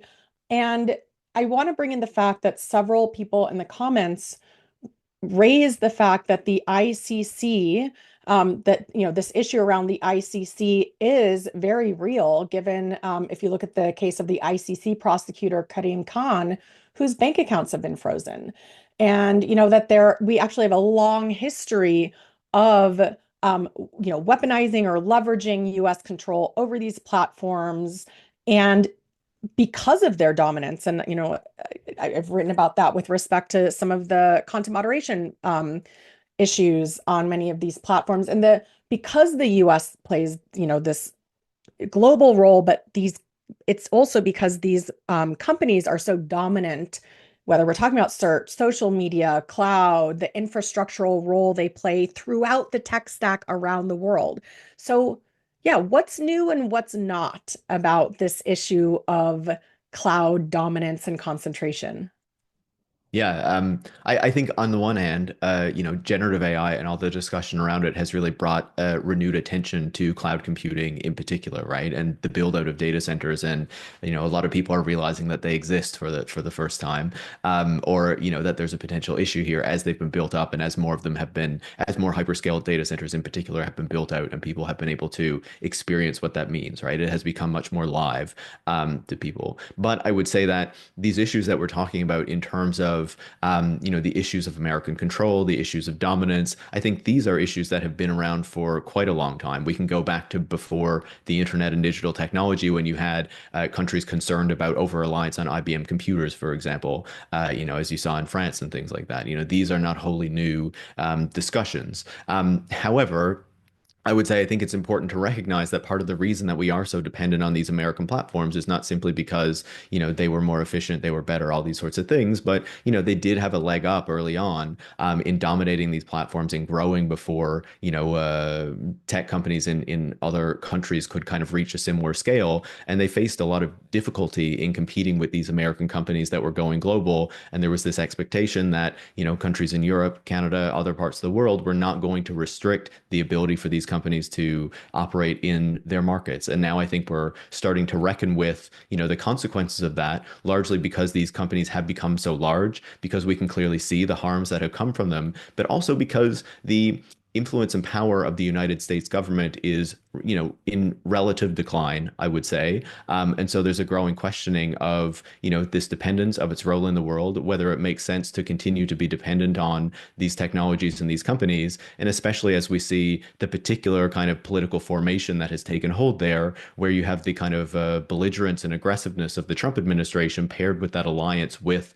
the tech billionaires of Silicon Valley that are very focused on defending their interests. And I think it's an opportune time to be having these discussions, to be moving forward on, tangible measures to start reducing this dependence and, building sovereign capacities. And hopefully, as I said earlier, that's not just to kind of rebuild the problems that we have seen in the United States and in Silicon Valley, but think about the fundamental model that was built on to ensure that, we are ensuring those technologies are, not so harmful to the environment, that they are developed more in service to the public and are, contributing to a better society at the end of the day. Yes, I mean, absolutely. And I have to say that, as we think about the relative power of the United States declining, I mean, I think that's still up in the air, but to some extent, I think that could raise the risk of weaponizing and leveraging the dominance of these players as an effort to prevent the free fall that we seem to be experiencing now. So maybe, Well, I feel like that's what Microsoft was trying to kind of, make seem to be not as big of an issue just in the past couple of weeks, right? Because those concerns are growing. Okay. And what did Microsoft do to Uh, assuage those concerns?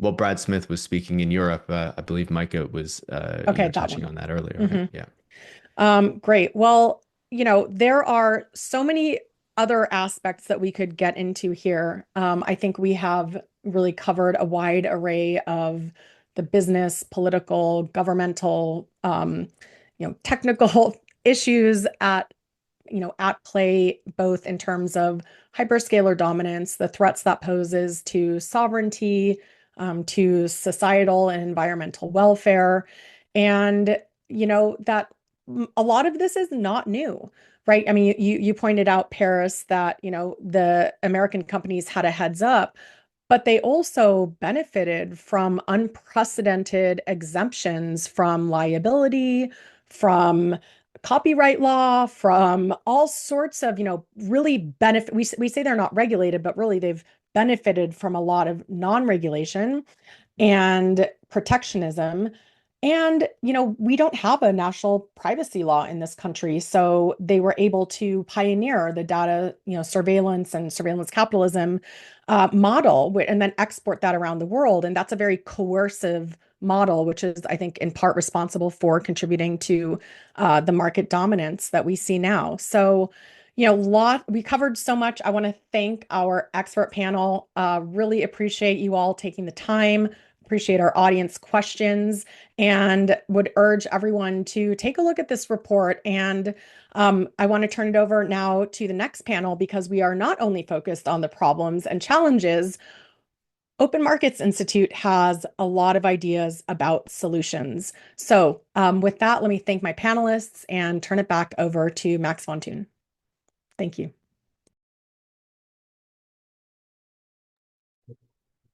Thanks, Courtney, for sticking so well to time. It's exactly past. And yeah, thanks to you and your panel for such a insightful and wide-ranging discussion. So we've heard a lot just now about the various challenges that arise from the structure of today's cloud market, from the immense strain that data centers are putting on our environment and natural resources, to the many anti-competitive barriers that smaller cloud providers play in growing in the market. There was also a lot of discussion on the kind of geopolitical risks of governments in Europe and beyond being so dependent on a small number of US cloud giants for storing their data and other things. But the discussion also started to get into solutions, right? So we heard about, for example, how Europe and other parts of the world can build alternatives, including those that are not simply replicating Silicon Valley's business models. We talked about how customers can potentially have more choice in the cloud market through interoperability. And so with this panel, what we want to do is very much go deeper into the solution side of things and to look to the future and explore, what we as citizens, as societies, as governments can do to make sure that we kind of maximize the benefits of this in many ways highly innovative and efficient cloud infrastructure while addressing all these different risks and harms. And we'll both explore some of the ideas that we put forward in our report and which Claire and I talked about earlier. But we also want to draw on the insights and experience of our impressive panel, which brings together experts and practitioners from competition authorities, from academia, and from civil society. And so I will introduce them to you now. So we are joined by Paul de Bel, who is the chief economist at the Netherlands Competition Authority, which is very much one of Europe's most dynamic and forward-thinking competition authorities, and is one of the authorities that has done a detailed study of the cloud market. We're also joined by Matt Davies, who is the economic and social policy lead at the Ada Lovelace Institute, which is a leading AI research institute based in the UK. And Matt and colleagues have done some really interesting work on public compute specifically and what we're seeing in terms of governments kind of investing in compute infrastructure. We're joined by Amber Kak, who is the co-executive director of the AI Now Institute. Amber is a leading thinker on the AI market, on specifically also on big tech's role in the AI market and the concentration of power, not just in AI, but across the wider technology stack. We're also joined by Ariel Levitt, who is a senior fellow at the Carnegie Endowment for International Peace. And Ariel and his colleague John Pendleton did a really important report looking at resilience and security in the cloud market specifically. And so we'll be great to bring that into the discussion as well today. And finally, we're joined by Ganesh Sitaraman, who is a professor at law at Vanderbilt University, and who has written lots of interesting papers, including on an anti-monopoly approach to artificial intelligence, which also touches on cloud infrastructure. More recently, a paper on kind of public AI, and is an expert on lots of things we want to talk about, including utility regulation, competition policy, and so on. So let's jump into the discussion. Paul, I'd like to come to you first to give the competition authority perspective here. So yeah, as I mentioned, your authority has done an in-depth study of the cloud market. And we heard on the last panel, Solange talking about many of the anti-competitive practices used by the hyperscalers to entrench their dominance in the market. And so I'd love to get your perspective, both essentially on how the ACM is thinking about this, whether you've done anything so far to intervene in the cloud market, or if not, what kind of interventions you think would be useful using existing competition laws. Yes, thank you, Max, and thanks also for the excellent presentation of your report. And let me start by saying that the report rightfully sketches a whole range of potential and current problems and issues, ranging from environmental damage to geopolitical issues and so on. At the competition authority, of course, we are not able to address all of that. So our role is quite modest. Still, hopefully, if we can act in an effective way, it could also have impacts on various of these issues addressed in the report.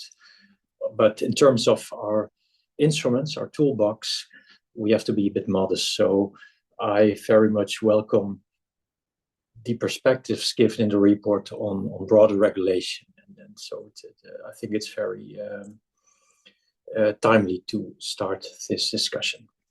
And then about what competition authorities can do to tackle market concentration and anti-competitive practices. Well, the general problem here, I think, pertains to an abuse of a dominant position. And intervening in line with competition law typically requires two steps. Well, first, to establish that a company is dominant, and second, that a dominant company makes abuse of that dominant position. And this may sound a bit obvious that a handful of these companies are dominant, but still in the legal battles that we face, it has to be something that you have to prove economically, legally, and so on. So it's not, well, it's a hurdle to take, and it's being challenged in court and so on. So it's not a quick step to make. And the common trigger to intervene for us is that we receive a complaint about abusive behavior. In the case of such a complaint, we can start an investigation, but we can also start action and follow up to a market investigation. But in any case, proving an abuse of dominance tends to be quite hard and takes a lot of time. And the legal procedures can be extremely time-consuming. And let me give you a quick example in the field of pharmaceuticals. In 2021, we find a manufacturer of pharmaceuticals called Radiant, and this firm had abused its dominant position by charging an excessive price for an existing prescription drug. And the price increase went from 46 euros to nearly 14k euros. So an increase with a factor of 300. So that's mind-boggling. And this happened without any valid justification, such as that was needed for innovation or making investments and so on.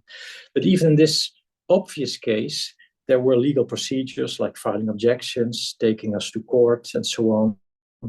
In the end, the District Court of Rotterdam upheld the fine that we had imposed, but still now it's open to appeal at a higher court still. So even in such a case of abuse of dominance of epic proportions, 5 or more years can easily pass. Now for cloud services, my view is that establishing a dominant position shouldn't be that hard, because it would probably boil down to articulating a monopoly problem that comes into existence after signing a cloud contract. So there may be fierce competition among 3 or 4 cloud providers to get new customers on board. But once you sign the contract, you're locked in. So this is the classical vendor lock-in problem. And I think this would be an approach to follow to be able to establish a dominant position, and based on that, possibly an abuse of dominance. But this kind of approach, I think, I don't know cases in which this has happened, but in the economics literature, this is quite a common way of analyzing the competition problem, making the difference between ex ante fierce price competition and ex post, after signing the contract, locked in monopoly problem. Then let me share briefly what the ACM has done already. Well, as I said, there haven't been many antitrust cases based on such an approach. And I think an important reason is that receiving a complaint helps. And my impression is that customers of cloud providers are hesitant to file complaints. maybe because of the long-term relationships they have with these providers. I'm not sure about that, but that's just a hunch I have. A different route for us would be to open a market inquiry. And in 2022, we carried out a study into cloud services, which highlighted the importance of the initial choice for a cloud provider and the problem of vendor lock-in and the problematic nature of interoperability.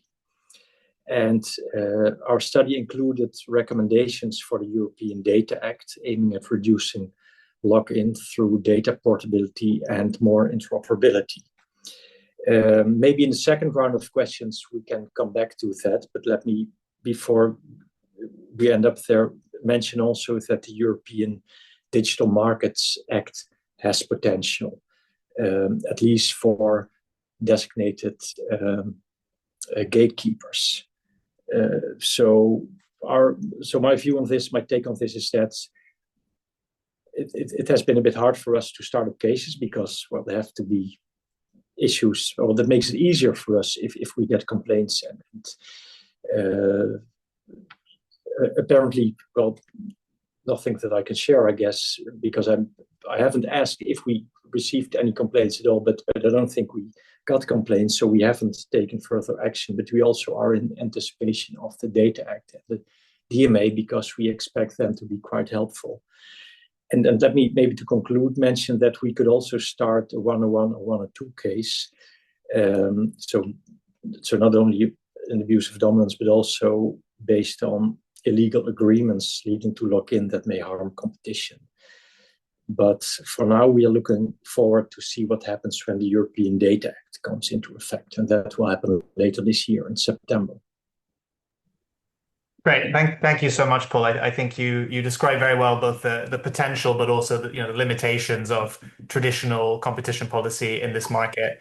I think it would also be very interesting to come back a bit later in the discussion to some of the new European regulation we're seeing, like the DMA and the Data Act, to solve some of these problems. So Ganesh, I'd like to come to you next. So, part of the solution here, I think, will be using antitrust more vigorously in the cloud market. But again, we heard from Paul of the limitations of that, how long these cases take to build, and particularly when we're considering sort of actually imposing remedies and appeals, and given how fast the cloud market is developing and markets that depend on the cloud, this is probably not the quickest route for us to improve things. So it'd be great to get your thoughts on what are the kinds of broader interventions that we can be thinking about that would not only, I think, stop bad behavior such as anti-competitive conduct, but also start to, I think, reshape the fundamental incentives and the structure of the market itself to produce better outcomes. Well, thanks, Max, and thanks to everyone at the Open Markets Institute for hosting this event. It's exciting to be here with such a great panel of people. I think my comments follow pretty well on Paul's notes about the difficulties of bringing some of these cases, and I think it really makes the case for regulation as opposed to antitrust and competition enforcement actions. And I'll just add two parts to why there are some values to regulation. The first is that traditionally, when you're bringing an antitrust case, you're bringing against a specific company. But there are multiple companies in the cloud sector, as the report, I think, puts very well, three that are dominant. And if what you want is a system of rules that apply to everyone, not just to one firm, sectoral regulation based on a certain business line, in this case, the cloud, is a potentially very useful thing to do because you're not going one by one after each individual company. The second benefit of regulation as compared to using an antitrust approach is that it's ex ante rather than ex post. You have to wait a long time for there to be harms and damage that's done to bring these cases. And it may be that by the time all of that's done, you can't go back and undo the damage because the market has fundamentally changed because of the damage that was done. So if what you want is in advance to stop the bad behaviors from happening, which we know can happen in this area, you could set up those rules in the first place. Now, some people say, well, if there's no harm, then we don't need to have the regulations. I think there's a very easy response to this question. If you're not planning on harming anyone, then having a regulation prohibiting the harm is not going to do you any damage. So, if you're an entity that is not going to do any of these bad behaviors in the first place, it shouldn't matter to you that there's a rule prohibiting the bad behavior. The only reason you don't want the rule is you're hoping to do that bad behavior. Okay, so that's the case for regulation, I think, generally, or at least a partial case for the regulation generally, as compared to antitrust. So what kinds of things might we want to consider that could be appropriate for cloud? And here I'll flag a couple of things that I think Open Market's recent paper that was just released, talks about pretty well, and gives some broader context for them, which is really a public utility style approach to regulation.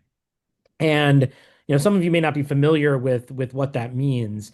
But really, for hundreds of years in the at least Anglo-American tradition, I won't speak for my friends in Europe, but I think for a period of time in that tradition too, there's been an understanding, in the simplest form, that some businesses are just different than others, and that they operate as kind of infrastructural utility-like services, often in areas where there's network effects or where they're a gatekeeper or platform, and that they provide a means to many different kinds of ends rather than that they are an end in themselves. And so usually these are businesses that are not goods producers. They tend to be service providers. And there are lots of them that we think of and that have been regulated either as public utilities or directly publicly provided as, public monopolies, national public enterprise. So you can think about transportation, historically railroads, trucking, maritime shipping, airlines were regulated or provided in this fashion. Your electric utility, your water provision, sewage often is either exclusively public or regulated as a public utility. Telephone service in the mid 20th century, when it was wireline service, was one of these areas. So there's been a lot of these different areas, and if you go back into the past, there are even more of them that have been regulated in this way. And I'll highlight just three different aspects of public utility regulation that I think are helpful in thinking about some of the context as solutions for the problems of the cloud that have been discussed in the previous panel and in the paper. So first is what are called structural separations. And structural separations are basically a rule saying that if you're involved in this business enterprise that is the utility infrastructure kind of business, you can't also be involved in a whole bunch of other business enterprises that are likely to be integrated or possibly integrated with the infrastructure business line. Because what we're worried about is you are going to leverage the power that you have in your infrastructure business into these other areas. And that could happen in a whole bunch of ways. It could happen by preferencing your own vertically integrated business lines over competitors. It could happen by excluding people altogether, charging differential prices, predatory pricing, tying different kinds of products together. So you have to use one product in order to have access to the infrastructure business. And I think people have talked about the dangers of all of these things in the cloud context, given how important it is as an infrastructure for so many different kinds of uses. And so what the structural separation does is it says we're just going to have a true separation. You are prohibited from being involved in these other business lines because it is a conflict of interest. And we know you're going to try to find some way to exploit the fact that your business is integrated. And so we're just going to separate these things altogether. You can be in one business line, but not in another. A second tool goes by different names. You can call it non-discrimination rules or neutrality mandates, equal access rules. But they're really a collection of rules saying that if you are one of these utility providers, you have to accept everyone and you've got to treat everybody the same within a certain category. So what that means is equal access. You can't exclude people for no reason. Now, obviously, you can exclude some people, for good reasons. But, for example, if you're in the old days, and we'll talk a little bit more about this, but, you don't have to accept someone on a railroad whose purpose is to destroy the railroad, right? You can exclude some people in some cases, but mostly you have to accept everyone on equal terms. Second, equal pricing. And that means for whatever the service is, similarly situated people need to be treated the same for their pricing. You can't have personalized pricing for each individual. You can't treat some businesses or users better than others by giving them special deals or charge others more or less. You've got to have equal access and transparent and equal pricing as well. So non-discrimination rules and neutrality mandates ensure that everyone is treated fairly and can use the resource on equal terms. And then the third tool is interoperability rules. And this is one that says that where we have multiple different players, there's some way to switch between them or to integrate them together. And so that's the third category. I think what's valuable about thinking about some of these rules and regulation in these terms, as opposed to other kinds of more complicated rules and regulations, is that they are far more administrable. If you just have a simple rule of structural separation, as opposed to a more complex system that we're going to allow multiple kinds of ownership, but you can't do A, B, and C, and we're going to have 10,000 pages of regulations to explain why. The simple rule you're just not allowed to do it means that you don't need a lot of regulators policing very complicated boundaries. There's not the ability to find loopholes. It's just a clear rule. So the administrability feature, I think, is very important.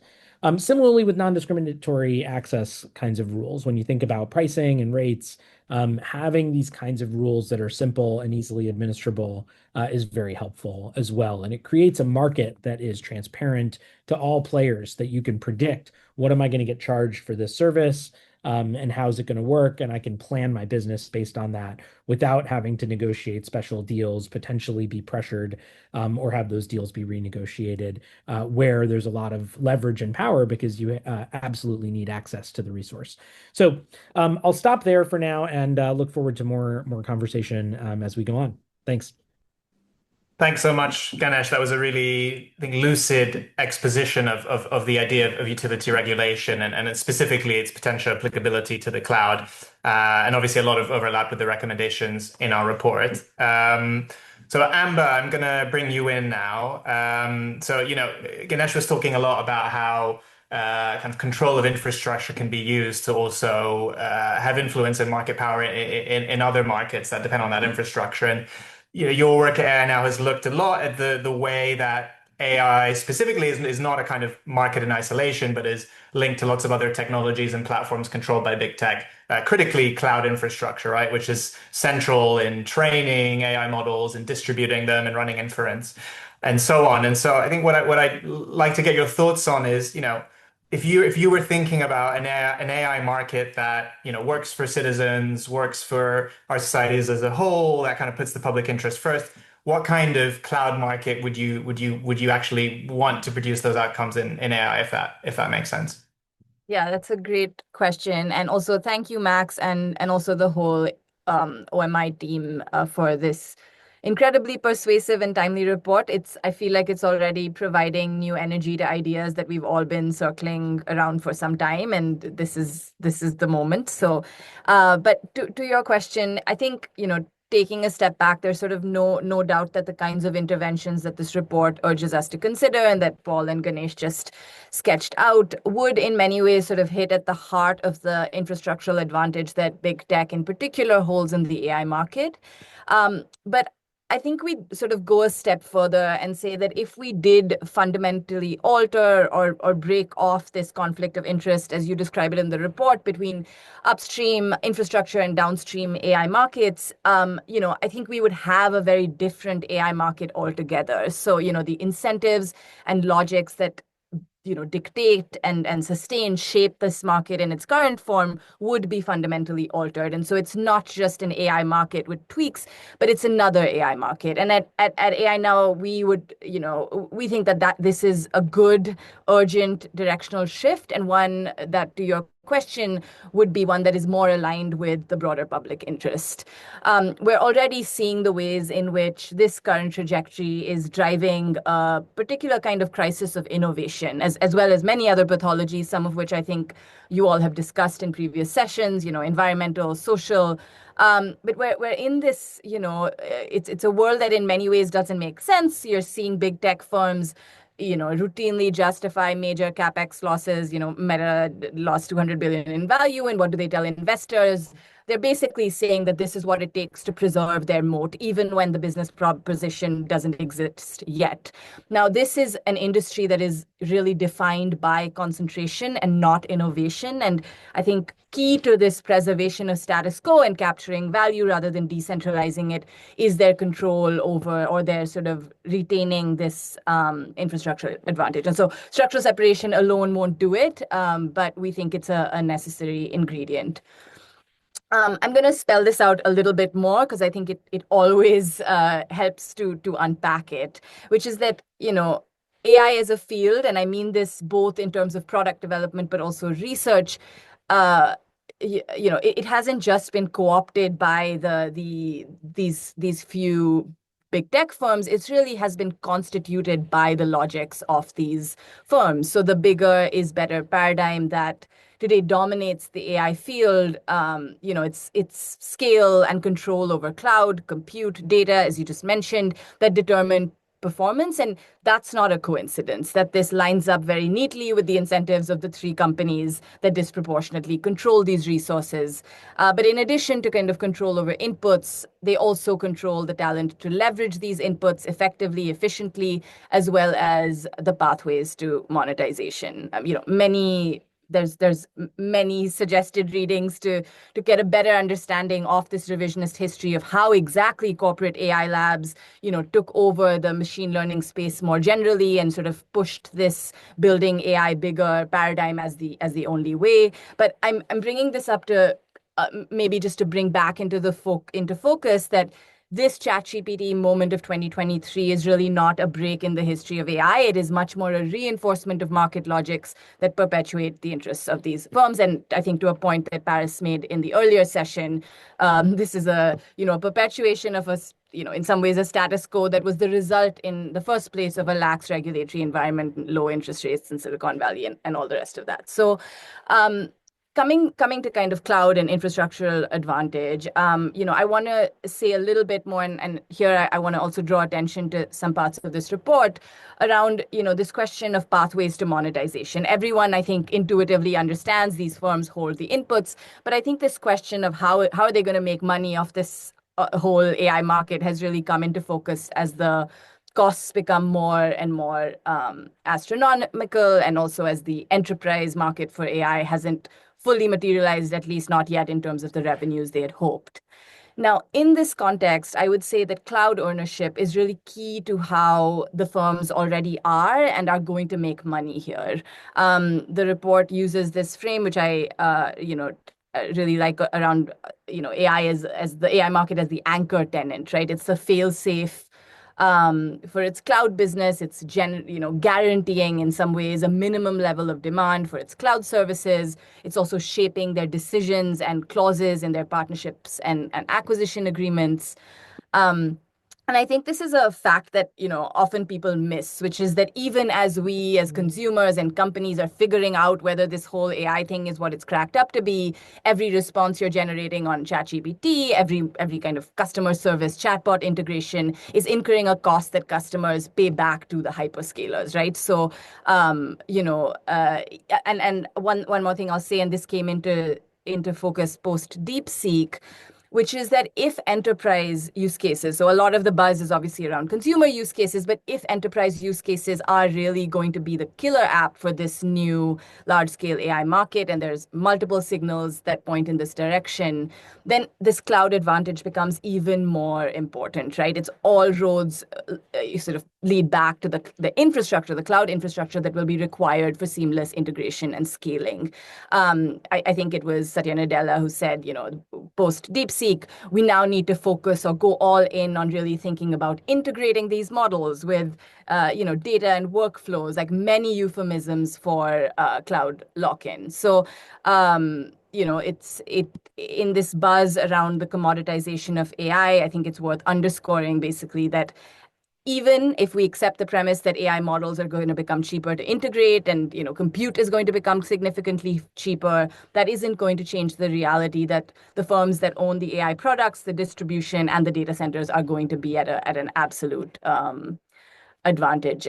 One way we like to put it is that these firms can successfully gamble on in this particular way because the house always wins. And I would say this infrastructural advantage is really, I would say, core to that skewed logic. So yeah, I mean, just to I think come back to your original question, I think levers specifically like structural separation, that would mean that, say, Amazon, Microsoft, and Google divest the bulk of their cloud operations, would go a long way in doing all of the things you list, eliminating conflicts of interest, the cross-financing, all of it, the concentration of power. But I think it wouldn't be overstating it to say that the current trajectory we're on with AI relies on these unfair market advantages. So I think it would shake the ground beneath their feet in a very productive way, to Ganesh's earlier point, and also I think disrupt a kind of very dangerous playbook we're seeing, where industry titans in the tech space are really shaping up new markets to line up to preserve an entrenched status quo. And I like that the report notes that this isn't just a playbook for AI, but is one that we need to disrupt, looking ahead to kind of emerging tech of the future as well. Thanks so much, Amber. And I think something that I take from your comments is, in the media narrative, these investments in cloud computing are often portrayed as a consequence of the AI boom, to enable the AI boom. Whereas I think what you're saying, which I agree with, is actually it's kind of the other way around in many ways. I mean, these companies are kind of driving this AI hype, and in many ways because it's a huge revenue opportunity for their cloud infrastructure, right? Great. So Ariel, I'd like to come to you now. So I mean, so far we have been focusing a lot on the kind of economic dimensions of the cloud market and what that means for things like competition and innovation. As I said when I introduced you, your work has looked more at questions around resilience and security, including how these are impacted by market concentration. So I mean, how are you looking at the market, and do you see the need for new regulation, particularly in the area of resilience, to make this infrastructure safer? Well, first of all, thank you, Max, and thanks ONI for putting this very important issue on the front stage for discussion, and not less importantly, for allowing a diversity of viewpoints in discussing it. I think it's extremely important. I think that you've gone, as you have highlighted, through a very good survey of the risks and dangers that are inherent in the current situation, which I salute you for. And clearly we at Carnegie have focused in this 2-year study, which we have done with all the hyperscalers and the reinsurers and some very prominent international experts and so on, indeed on issues of the cloud resilience, as the function of before AI, and clearly with the AI introduced into it, given the level of dependence and so on. But given that this panel is now focused on the recommendation side of things rather than on the risks as such, I won't delve into the risks. You would see that we're dealing with a whole set of risks that were not prominently discussed today. So it wasn't just the primacy and the concentration as such, but many other dimensions of the risk, which are an artifact of the current situation. So people may wish to look at the report on our website. But I think when we look at the recommendations, the overarching considerations that we had in mind is whatever we propose has to factor into 2 considerations. The recommendations have to be realistic and they have to be desirable. And I fear that many of the recommendations that have been made by ONI struggle with both criteria. I would have loved to see the kind of regulation that would achieve better sovereignty, better security, better resilience, better competition, more European component, and so on and so forth. I think it's highly unrealistic to aim for it. Highly unrealistic. I think it's too late, but also people did not discuss, not even the Trump administration's problems, but the inherent problems of regulators trying to deal with such a complex, sophisticated, and dynamic environment. So I think there is a problem of realism there. But I think there is another problem, and without denying the challenges that the current situation raises, which has to do with balancing between things we want to accomplish. We don't want to retard innovation. You acknowledge that in your report. We don't want to slow the pace of innovation. We don't want to retard sophistication. We don't want to undermine resilience through fragmentation of the cloud services. We don't want to optimize sovereignty at the expense of sophistication, affordability, and accessibility. And an issue that hasn't come up, we do not want to introduce complacency among the users. We talked about the potential concerns with the providers. But one of the issues that become a result of the dependence on the cloud is that the users have become complacent. Not all of it is a responsibility of the providers and so on. So where I end up as an effort to try and deal with some of the issues that you and your team have been focused on, as well as the kind of issues that we have looked at and so on, is saying, okay, if what we want is to achieve two results, we want to enhance trust in cloud services, and we want to enhance the resilience of the cloud. Okay, and we want to enhance the resilience of the cloud in two respects, resilience of the cloud and resilience in the cloud. What do we need to do? And where we ended up, not because we dislike regulation, but because we are trying to look at the two parameters that I talked earlier, namely desirability and viability. What we came up with is to saying, let's put a huge onus on the providers, on the hyperscalers. People have talked about interoperability, but Trey has given you a kind of a reality check of saying interoperability is extremely hard. But if these guys are resisting interoperability, there is a burden that we should put on them to reassure us that they are resilient, that they need to have a spare capacity, like we do with energy, like we do with telecom, like we do with drug manufacturing, like we do with banking. They have to reassure us. They have to test it. They have to be transparent about it. They have to allow auditing for this. They have to cooperate with insurance to address remedies in case of setbacks of the cloud.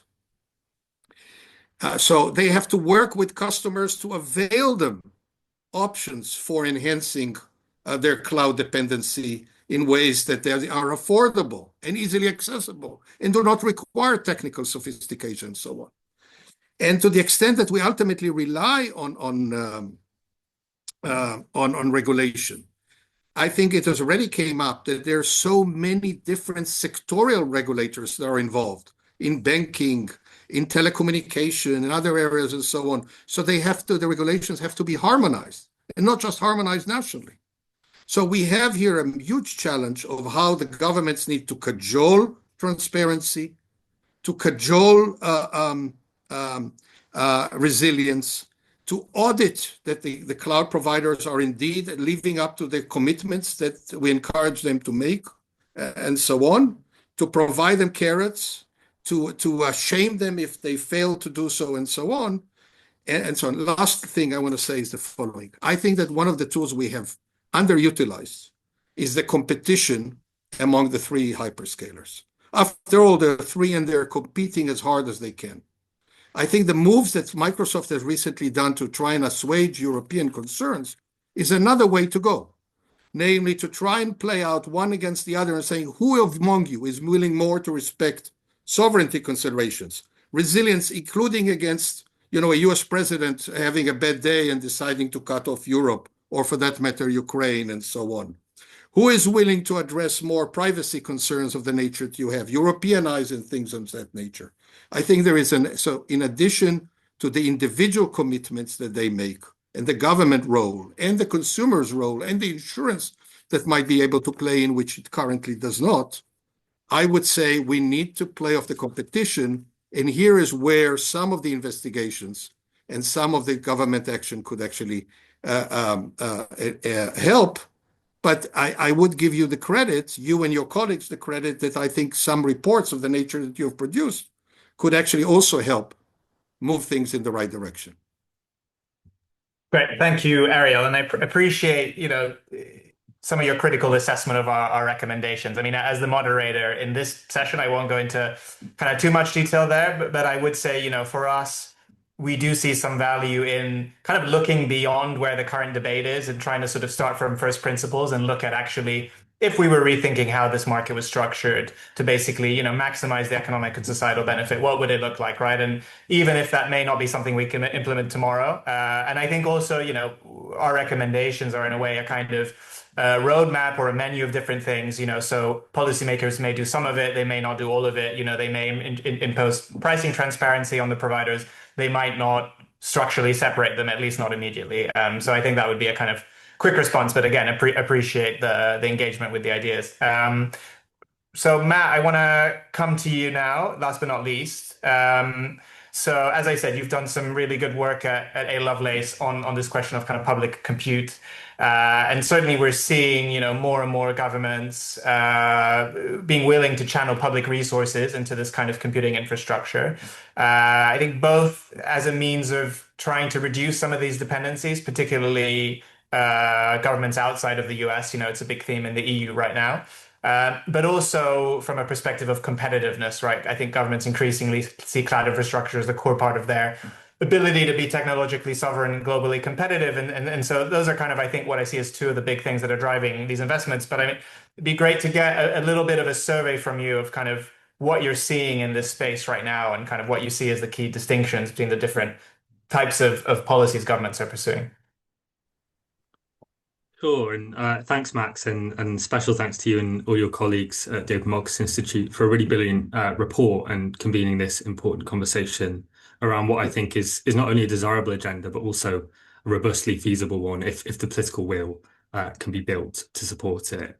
So as we've heard a few times today, particularly from Amber, and as the report touches on, access to compute is or perhaps the key dependency for contemporary AI development. So it determines not only the pace of research progress and who can participate in development, but also where investment is directed, what research centers on, what the market looks like, and ultimately the sort of technological futures that are rendered possible. So I'm going to be talking about a relatively small slice of the overall cloud puzzle in the form of initiatives that aim to provide AI compute with public resources. And I'll be drawing on, as Max mentioned, our recent Computing Commons report, which I co-authored with Zai Vipra, who's a brilliant socio-technical researcher based at Cornell. And for this, we mapped these public compute initiatives across the world. So I think the first thing to say is that state provision in this area isn't a new thing. And public high-performance computing, or HPC programs, date back as early as the post-war period. So it's quite a long history we're thinking about here. But traditionally, these initiatives were focused more on supporting academic research and large-scale scientific modeling, and access tended to be reserved to universities and academic research consortia. So as AI has emerged as an industrial priority globally, public compute has actually shifted in its emphasis. It's become more of a critical frontier in what we might see as an emerging AI arms race between states and also between companies leveraging that kind of geopolitical situation. So some countries we're seeing are developing new AI-focused initiatives. So the most high-profile of these is probably the National AI Research Resource pilot in the US, the NARE. There's also the AI Research Resource in the UK and various other initiatives. But then other jurisdictions are taking a slightly different tack and adapting existing HPC programs to meet evolving needs around AI. So the European initiative, EuroHPC joint undertaking, is a good example of this. And I'd highlight just a few things about this that I think are relevant to our conversation today. So firstly, these newer initiatives, as Max touched on, often tend to have broader ambitions beyond simply supporting scientific research. So they might be focused around supporting AI development and innovation, often within that bigger is better paradigm that Amber talked about. They might be focused around national competitiveness, although sometimes the links between the research that is being supported and national competitiveness or productivity aren't always super robust. And then there is also sometimes at least this rhetoric about reducing dependencies and challenging the market power of incumbents. So for example, the tagline for the NARE in the US is to democratize AI, for instance. And because of this, eligibility criteria tends to be a bit broader too. So beyond academia and sometimes including startups and industry consortia. Although it's also narrower, right, in the sense that these initiatives tend to be particularly focused on AI R&D within a particular paradigm. And of course, this also has implications for the wider ecosystem, which I'll touch on in a bit. Secondly, these initiatives take a real variety of forms. There's no one size fits all approach, and they tend to vary in how much of the compute stack they provide. So some, for example, are just providing hardware such as GPUs or vouchers for accessing private cloud services. India and certain regions of China are good examples of the latter. And then others are more traditionally offering direct access to public supercomputing projects operated by government or state-funded entities. And then some initiatives, I've mentioned the NARA a couple of times already, that offers a combination of the above. There are advantages and drawbacks to some of these approaches. Obviously, a voucher scheme is much easier to get off the ground and administer. But I think in general, we'd say that the more purely public approach offers greater affordances for driving the sorts of outcomes we might want to see in this case. So more possibilities for democratic oversight and perhaps the possibility to introduce conditionality and leverage them in different ways for public interest outcomes. But that's not always happening. Thirdly, media coverage of these initiatives often focuses on massive scale compute installations, and that's perhaps because our AI imaginary is so captured by the ambitions of the tech giants and the quote unquote frontier research that they're doing. But actually, most researchers and startups primarily need access to smaller clusters of GPUs for development work rather than massive parallel computing capability. On the other hand, they might require better support infrastructure, software environments, and skills development. So thinking about users kind of changes the way we think about how these initiatives should be designed. And I'd finish just by talking about, this whole conversation today, I think, is about the role of concentration, the role of power, and the need to build public infrastructure, complementing regulation. But I think there are some important ways in which these initiatives cut against the grain of that agenda. So in particular, there are concerns that we've raised and others such as the AI Now Institute have raised that these investments will primarily benefit incumbent interests, both on the supplier side, because of the monopolization of different points of the supply chain and the ability of those companies to win contracts to run these initiatives or supply to them.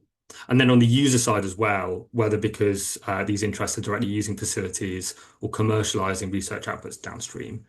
And we think there are a number of ways to mitigate that risk, and I'll touch on just a couple now. So firstly, on the supplier side, obviously current market conditions might require working with dominant suppliers, but we think procurement strategies need to be a bit more strategic and cultivate a more diverse supplier ecosystem over time, so moving beyond simple cost considerations. Secondly, on the user side, we think there's a need, as I've mentioned, for conditionality and bringing in robust access and licensing conditions. So it's quite common at present for these initiatives to require open publication of research findings while allowing subsequent commercialization, but that's not necessarily going to solve some of the problems we're seeing. So we think there's a possibility to innovate and develop more creative mechanisms, such as public stakes and tailored usage requirements. And last but not least, complementary resources. I've mentioned that smaller organizations and academic research institutes might need additional support to access these resources. And that might include technical assistance, training programs, funding for associated costs. The risk is if the public isn't providing these, they'll partner elsewhere. And that's often a mechanism by which the market power of the hyperscalers is consolidated. Great. Sorry to interrupt you, Matt. No, go on. Sorry, I was just going to finish on that note and say, we'd stress that these initiatives can be a really important part of the answer, but they're not a silver bullet. I'll finish there. Great. Thank you, Matt, for that. Really, really useful, I think, survey of the landscape, but also some of the potential pitfalls of these initiatives. I think particularly the risk of capture by the dominant kind of big tech incumbents. So we have about 12 minutes left. So I think what it would be good to do is I will come back to each of you with kind of quite quick questions. And if we can, in this round, keep our responses relatively short, kind of 2 to 3 minutes per answer, then hopefully we can bring everyone in again. Also, if there are points that other speakers made that you would like to respond to, I think also feel free to jump in with those. But Amber, I wanted to come back to you first. And sort of, looking at the big picture in AI, I think we're clearly seeing governments that are conceptualizing AI as this kind of global arms race, where they're either investing themselves or trying to leverage as much private investment to be the most competitive globally in AI. I think without often kind of understanding exactly what they mean by that. But I think in this environment dominated by these concerns of competitiveness, do you think there will be the political will needed to tackle this question of cloud concentration, or will governments be too scared of somehow losing out if they do that? Yeah, no, thanks, Max. I think the threat of pragmatism in AI policy is often wielded in blunt ways that eventually just serve to benefit status quo. So of course the headwinds, this is not news to anyone against any kind of regulation in this country. Also, in Europe right now are stronger than they've ever been, especially for AI. But I do think we need to count the wins that we do have today, which would have been inconceivable even a few years ago. I think we've seen public opinion itself move considerably and decisively against the entrenched power of big tech in a kind of common sense way that definitely didn't exist even a few years ago, whether that's, the impact on, it might be for a range of reasons, right? The impact on kids' mental health, misinformation, tech oligarchy. We're also seeing major antitrust legal wins and support for structural interventions. I think the progress we've seen even in the kind of DOJ Google case, proposals like spinning off Chrome, like breaking up the ad tech business that would likely have been dismissed by, the pragmatic camp just a few years ago. So all of that to say is that, look, we have made some progress. I think it's interesting and confusing sometimes the ways in which, the analysis that I just talked about and that is familiar to this room, which is that, of course, this AI version of the AI market is more of the same. It is entrenching, not disrupting this market power. I don't think that is often clicks. And there's actually I would say the real threat today is that this progress that we are making in terms of a more robust muscular posture towards big tech power is really going to be set back and runs at odds with a boostery deregulatory stance on AI, because the two are fundamentally related. And I think there's a separate question, and I think it's an important one, which is, would the prospects of, say, moving forward regulation on structural separations in the AI in cloud, but sort of foregrounding its impact on the AI market, would that really be its Achilles heel? Because there is a headiness and a vagueness to this like specter of AI innovation. And as I said, it's kind of convenient distancing from big tech in the public eye that makes it difficult. The main characters in the AI space look, like some of them are the same, but it doesn't look like the same bench. There's Sam and Mustafa and Dario, right? There's a it's heralded often as potentially disrupting core businesses of big tech, including search. Which also reminds me, we recently saw Perplexity AI come out very strongly praising Chrome and urging courts not to break up Google, which I think speaks to another crisis, which is pertinent to this question, which is, what is that alternative constituency that can represent business interests that aren't compromised or somehow dependent on the big tech ecosystem? So, yeah, I think, given the fact that anything AI touches right now becomes immune to regulation or gets this, AI halo around it, even as I have, and many of us have argued that this would be a radical and a necessary transformation for the AI market. There might be equally compelling reasons to foreground what the report does, which is even outside of AI. There are multiple common sense, national security appealing, business appealing logics for rewiring this market so that it can be fairer, more accessible, and more transparent to a wide range of vendors and markets, even outside of AI. So yeah, I think we need to kind of balance these multiple justifications that could drive progress.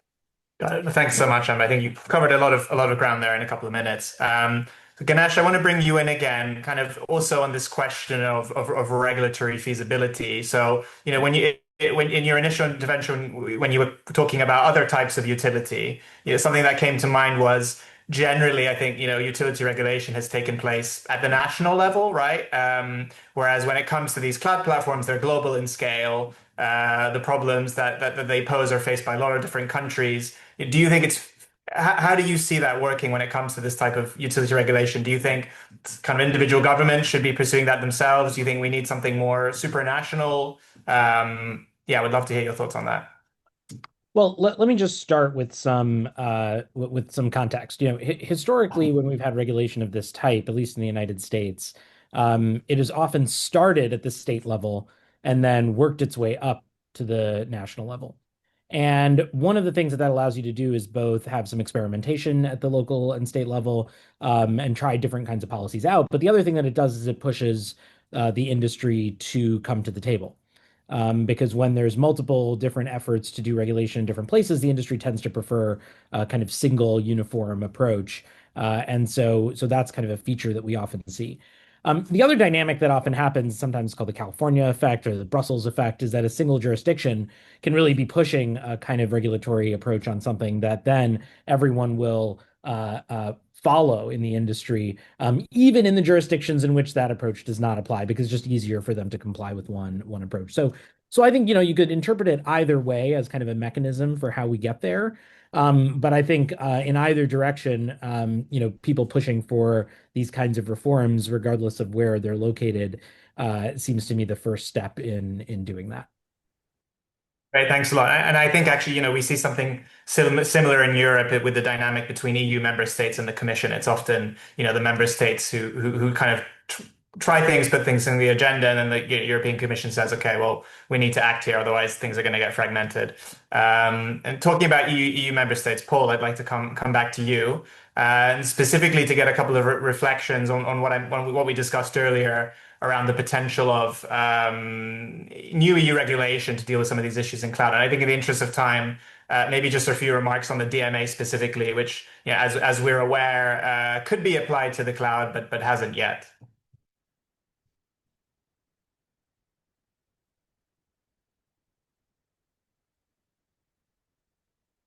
Paul, I think you're muted. Yes, thanks. So let me say that DMA is potentially helpful, at least in case of designated gatekeepers. And although cloud services is on the list of core platform services, no providers of cloud services were designated as gatekeepers yet for these core platform services of cloud services.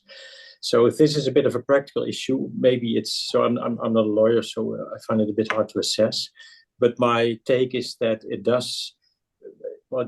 must or should be possible that the European Commission can designate specific providers as gatekeepers, and that will make things then quite easy to act quickly. So that's, of course, my hope. Great, thank you, Paul. So we have a couple of minutes left. So I think what I'll just do now is see if anyone would like to comment on specific points, particularly Ariel or Matt. So if I may, three very quick points. First is, I suspect that Amba and me are living in a different universe, because I see Europe now awakening to the reality that there is a heavy-handed cost. There is a cost of heavy-handed regulation, which they need to shake loose in order to compete with the United States. So I don't think that regulation is likely to be in favor, and particularly in some areas where Europe wants to compete effectively. One. I think number two, I think there is a realization that some of the tech providers did have a useful role to play, let's say in Ukraine with cloud services, with satellites and so on, and making it possible for Ukraine to do things that they couldn't. The question is obviously, how do we incentivize to do them? But finally, I want to make one point. Let's look at the example of those hyperscalers and the fact that on the one hand, they are driving up energy use, but at the same time, they're at the forefront of pushing forward alternative energies. They have the scale they need and the reach to create economies of scale and the deep pockets to fund it. So what I'm trying to say is, yes, let's use the government mechanisms. Let's use market forces. Let's use shaming, media, whatever, all the instruments to make them deliver and avoid the excesses. And I think this report that you have done, Max, and so on, even if we do not take into consideration the viability of the regulation, the mere threat of going after them and highlighting the problems without demanding of them something that they contribute to society, is very important instrument in driving them in the right direction. Yeah, that's a fair point, and I think someone else mentioned on the last panel, and I think you did as well. Yeah, the Microsoft announcements that we saw recently, I think, are definitely a reflection of some of the heat that they're feeling. Whether they go far enough to actually ensure Europe's cloud sovereignty, I think I suspect we would have very different opinions here. But yeah. So I think we are just at time. So unless anyone wants to make like a very quick kind of 1 minute final point, anybody? No, then we will close the discussion here. But I would just like to thank all of my panelists for their fantastic insights and some of the very lively discussion that we had, and more broadly, everyone who took part in this webinar today, and everyone who dialed in to listen to our discussion. This report and event are part of a much bigger and broader program of work that we're doing here at Open Markets, on the cloud market, on AI and market concentration more broadly, and on essentially the future of the digital economy as a whole. So I'd encourage all of you to look up our work and essentially stay in touch and continue the discussion with us. So yeah, once again, thank you to everyone, and wishing you all a good kind of end of morning or end of afternoon, wherever you're joining us from. Thank you.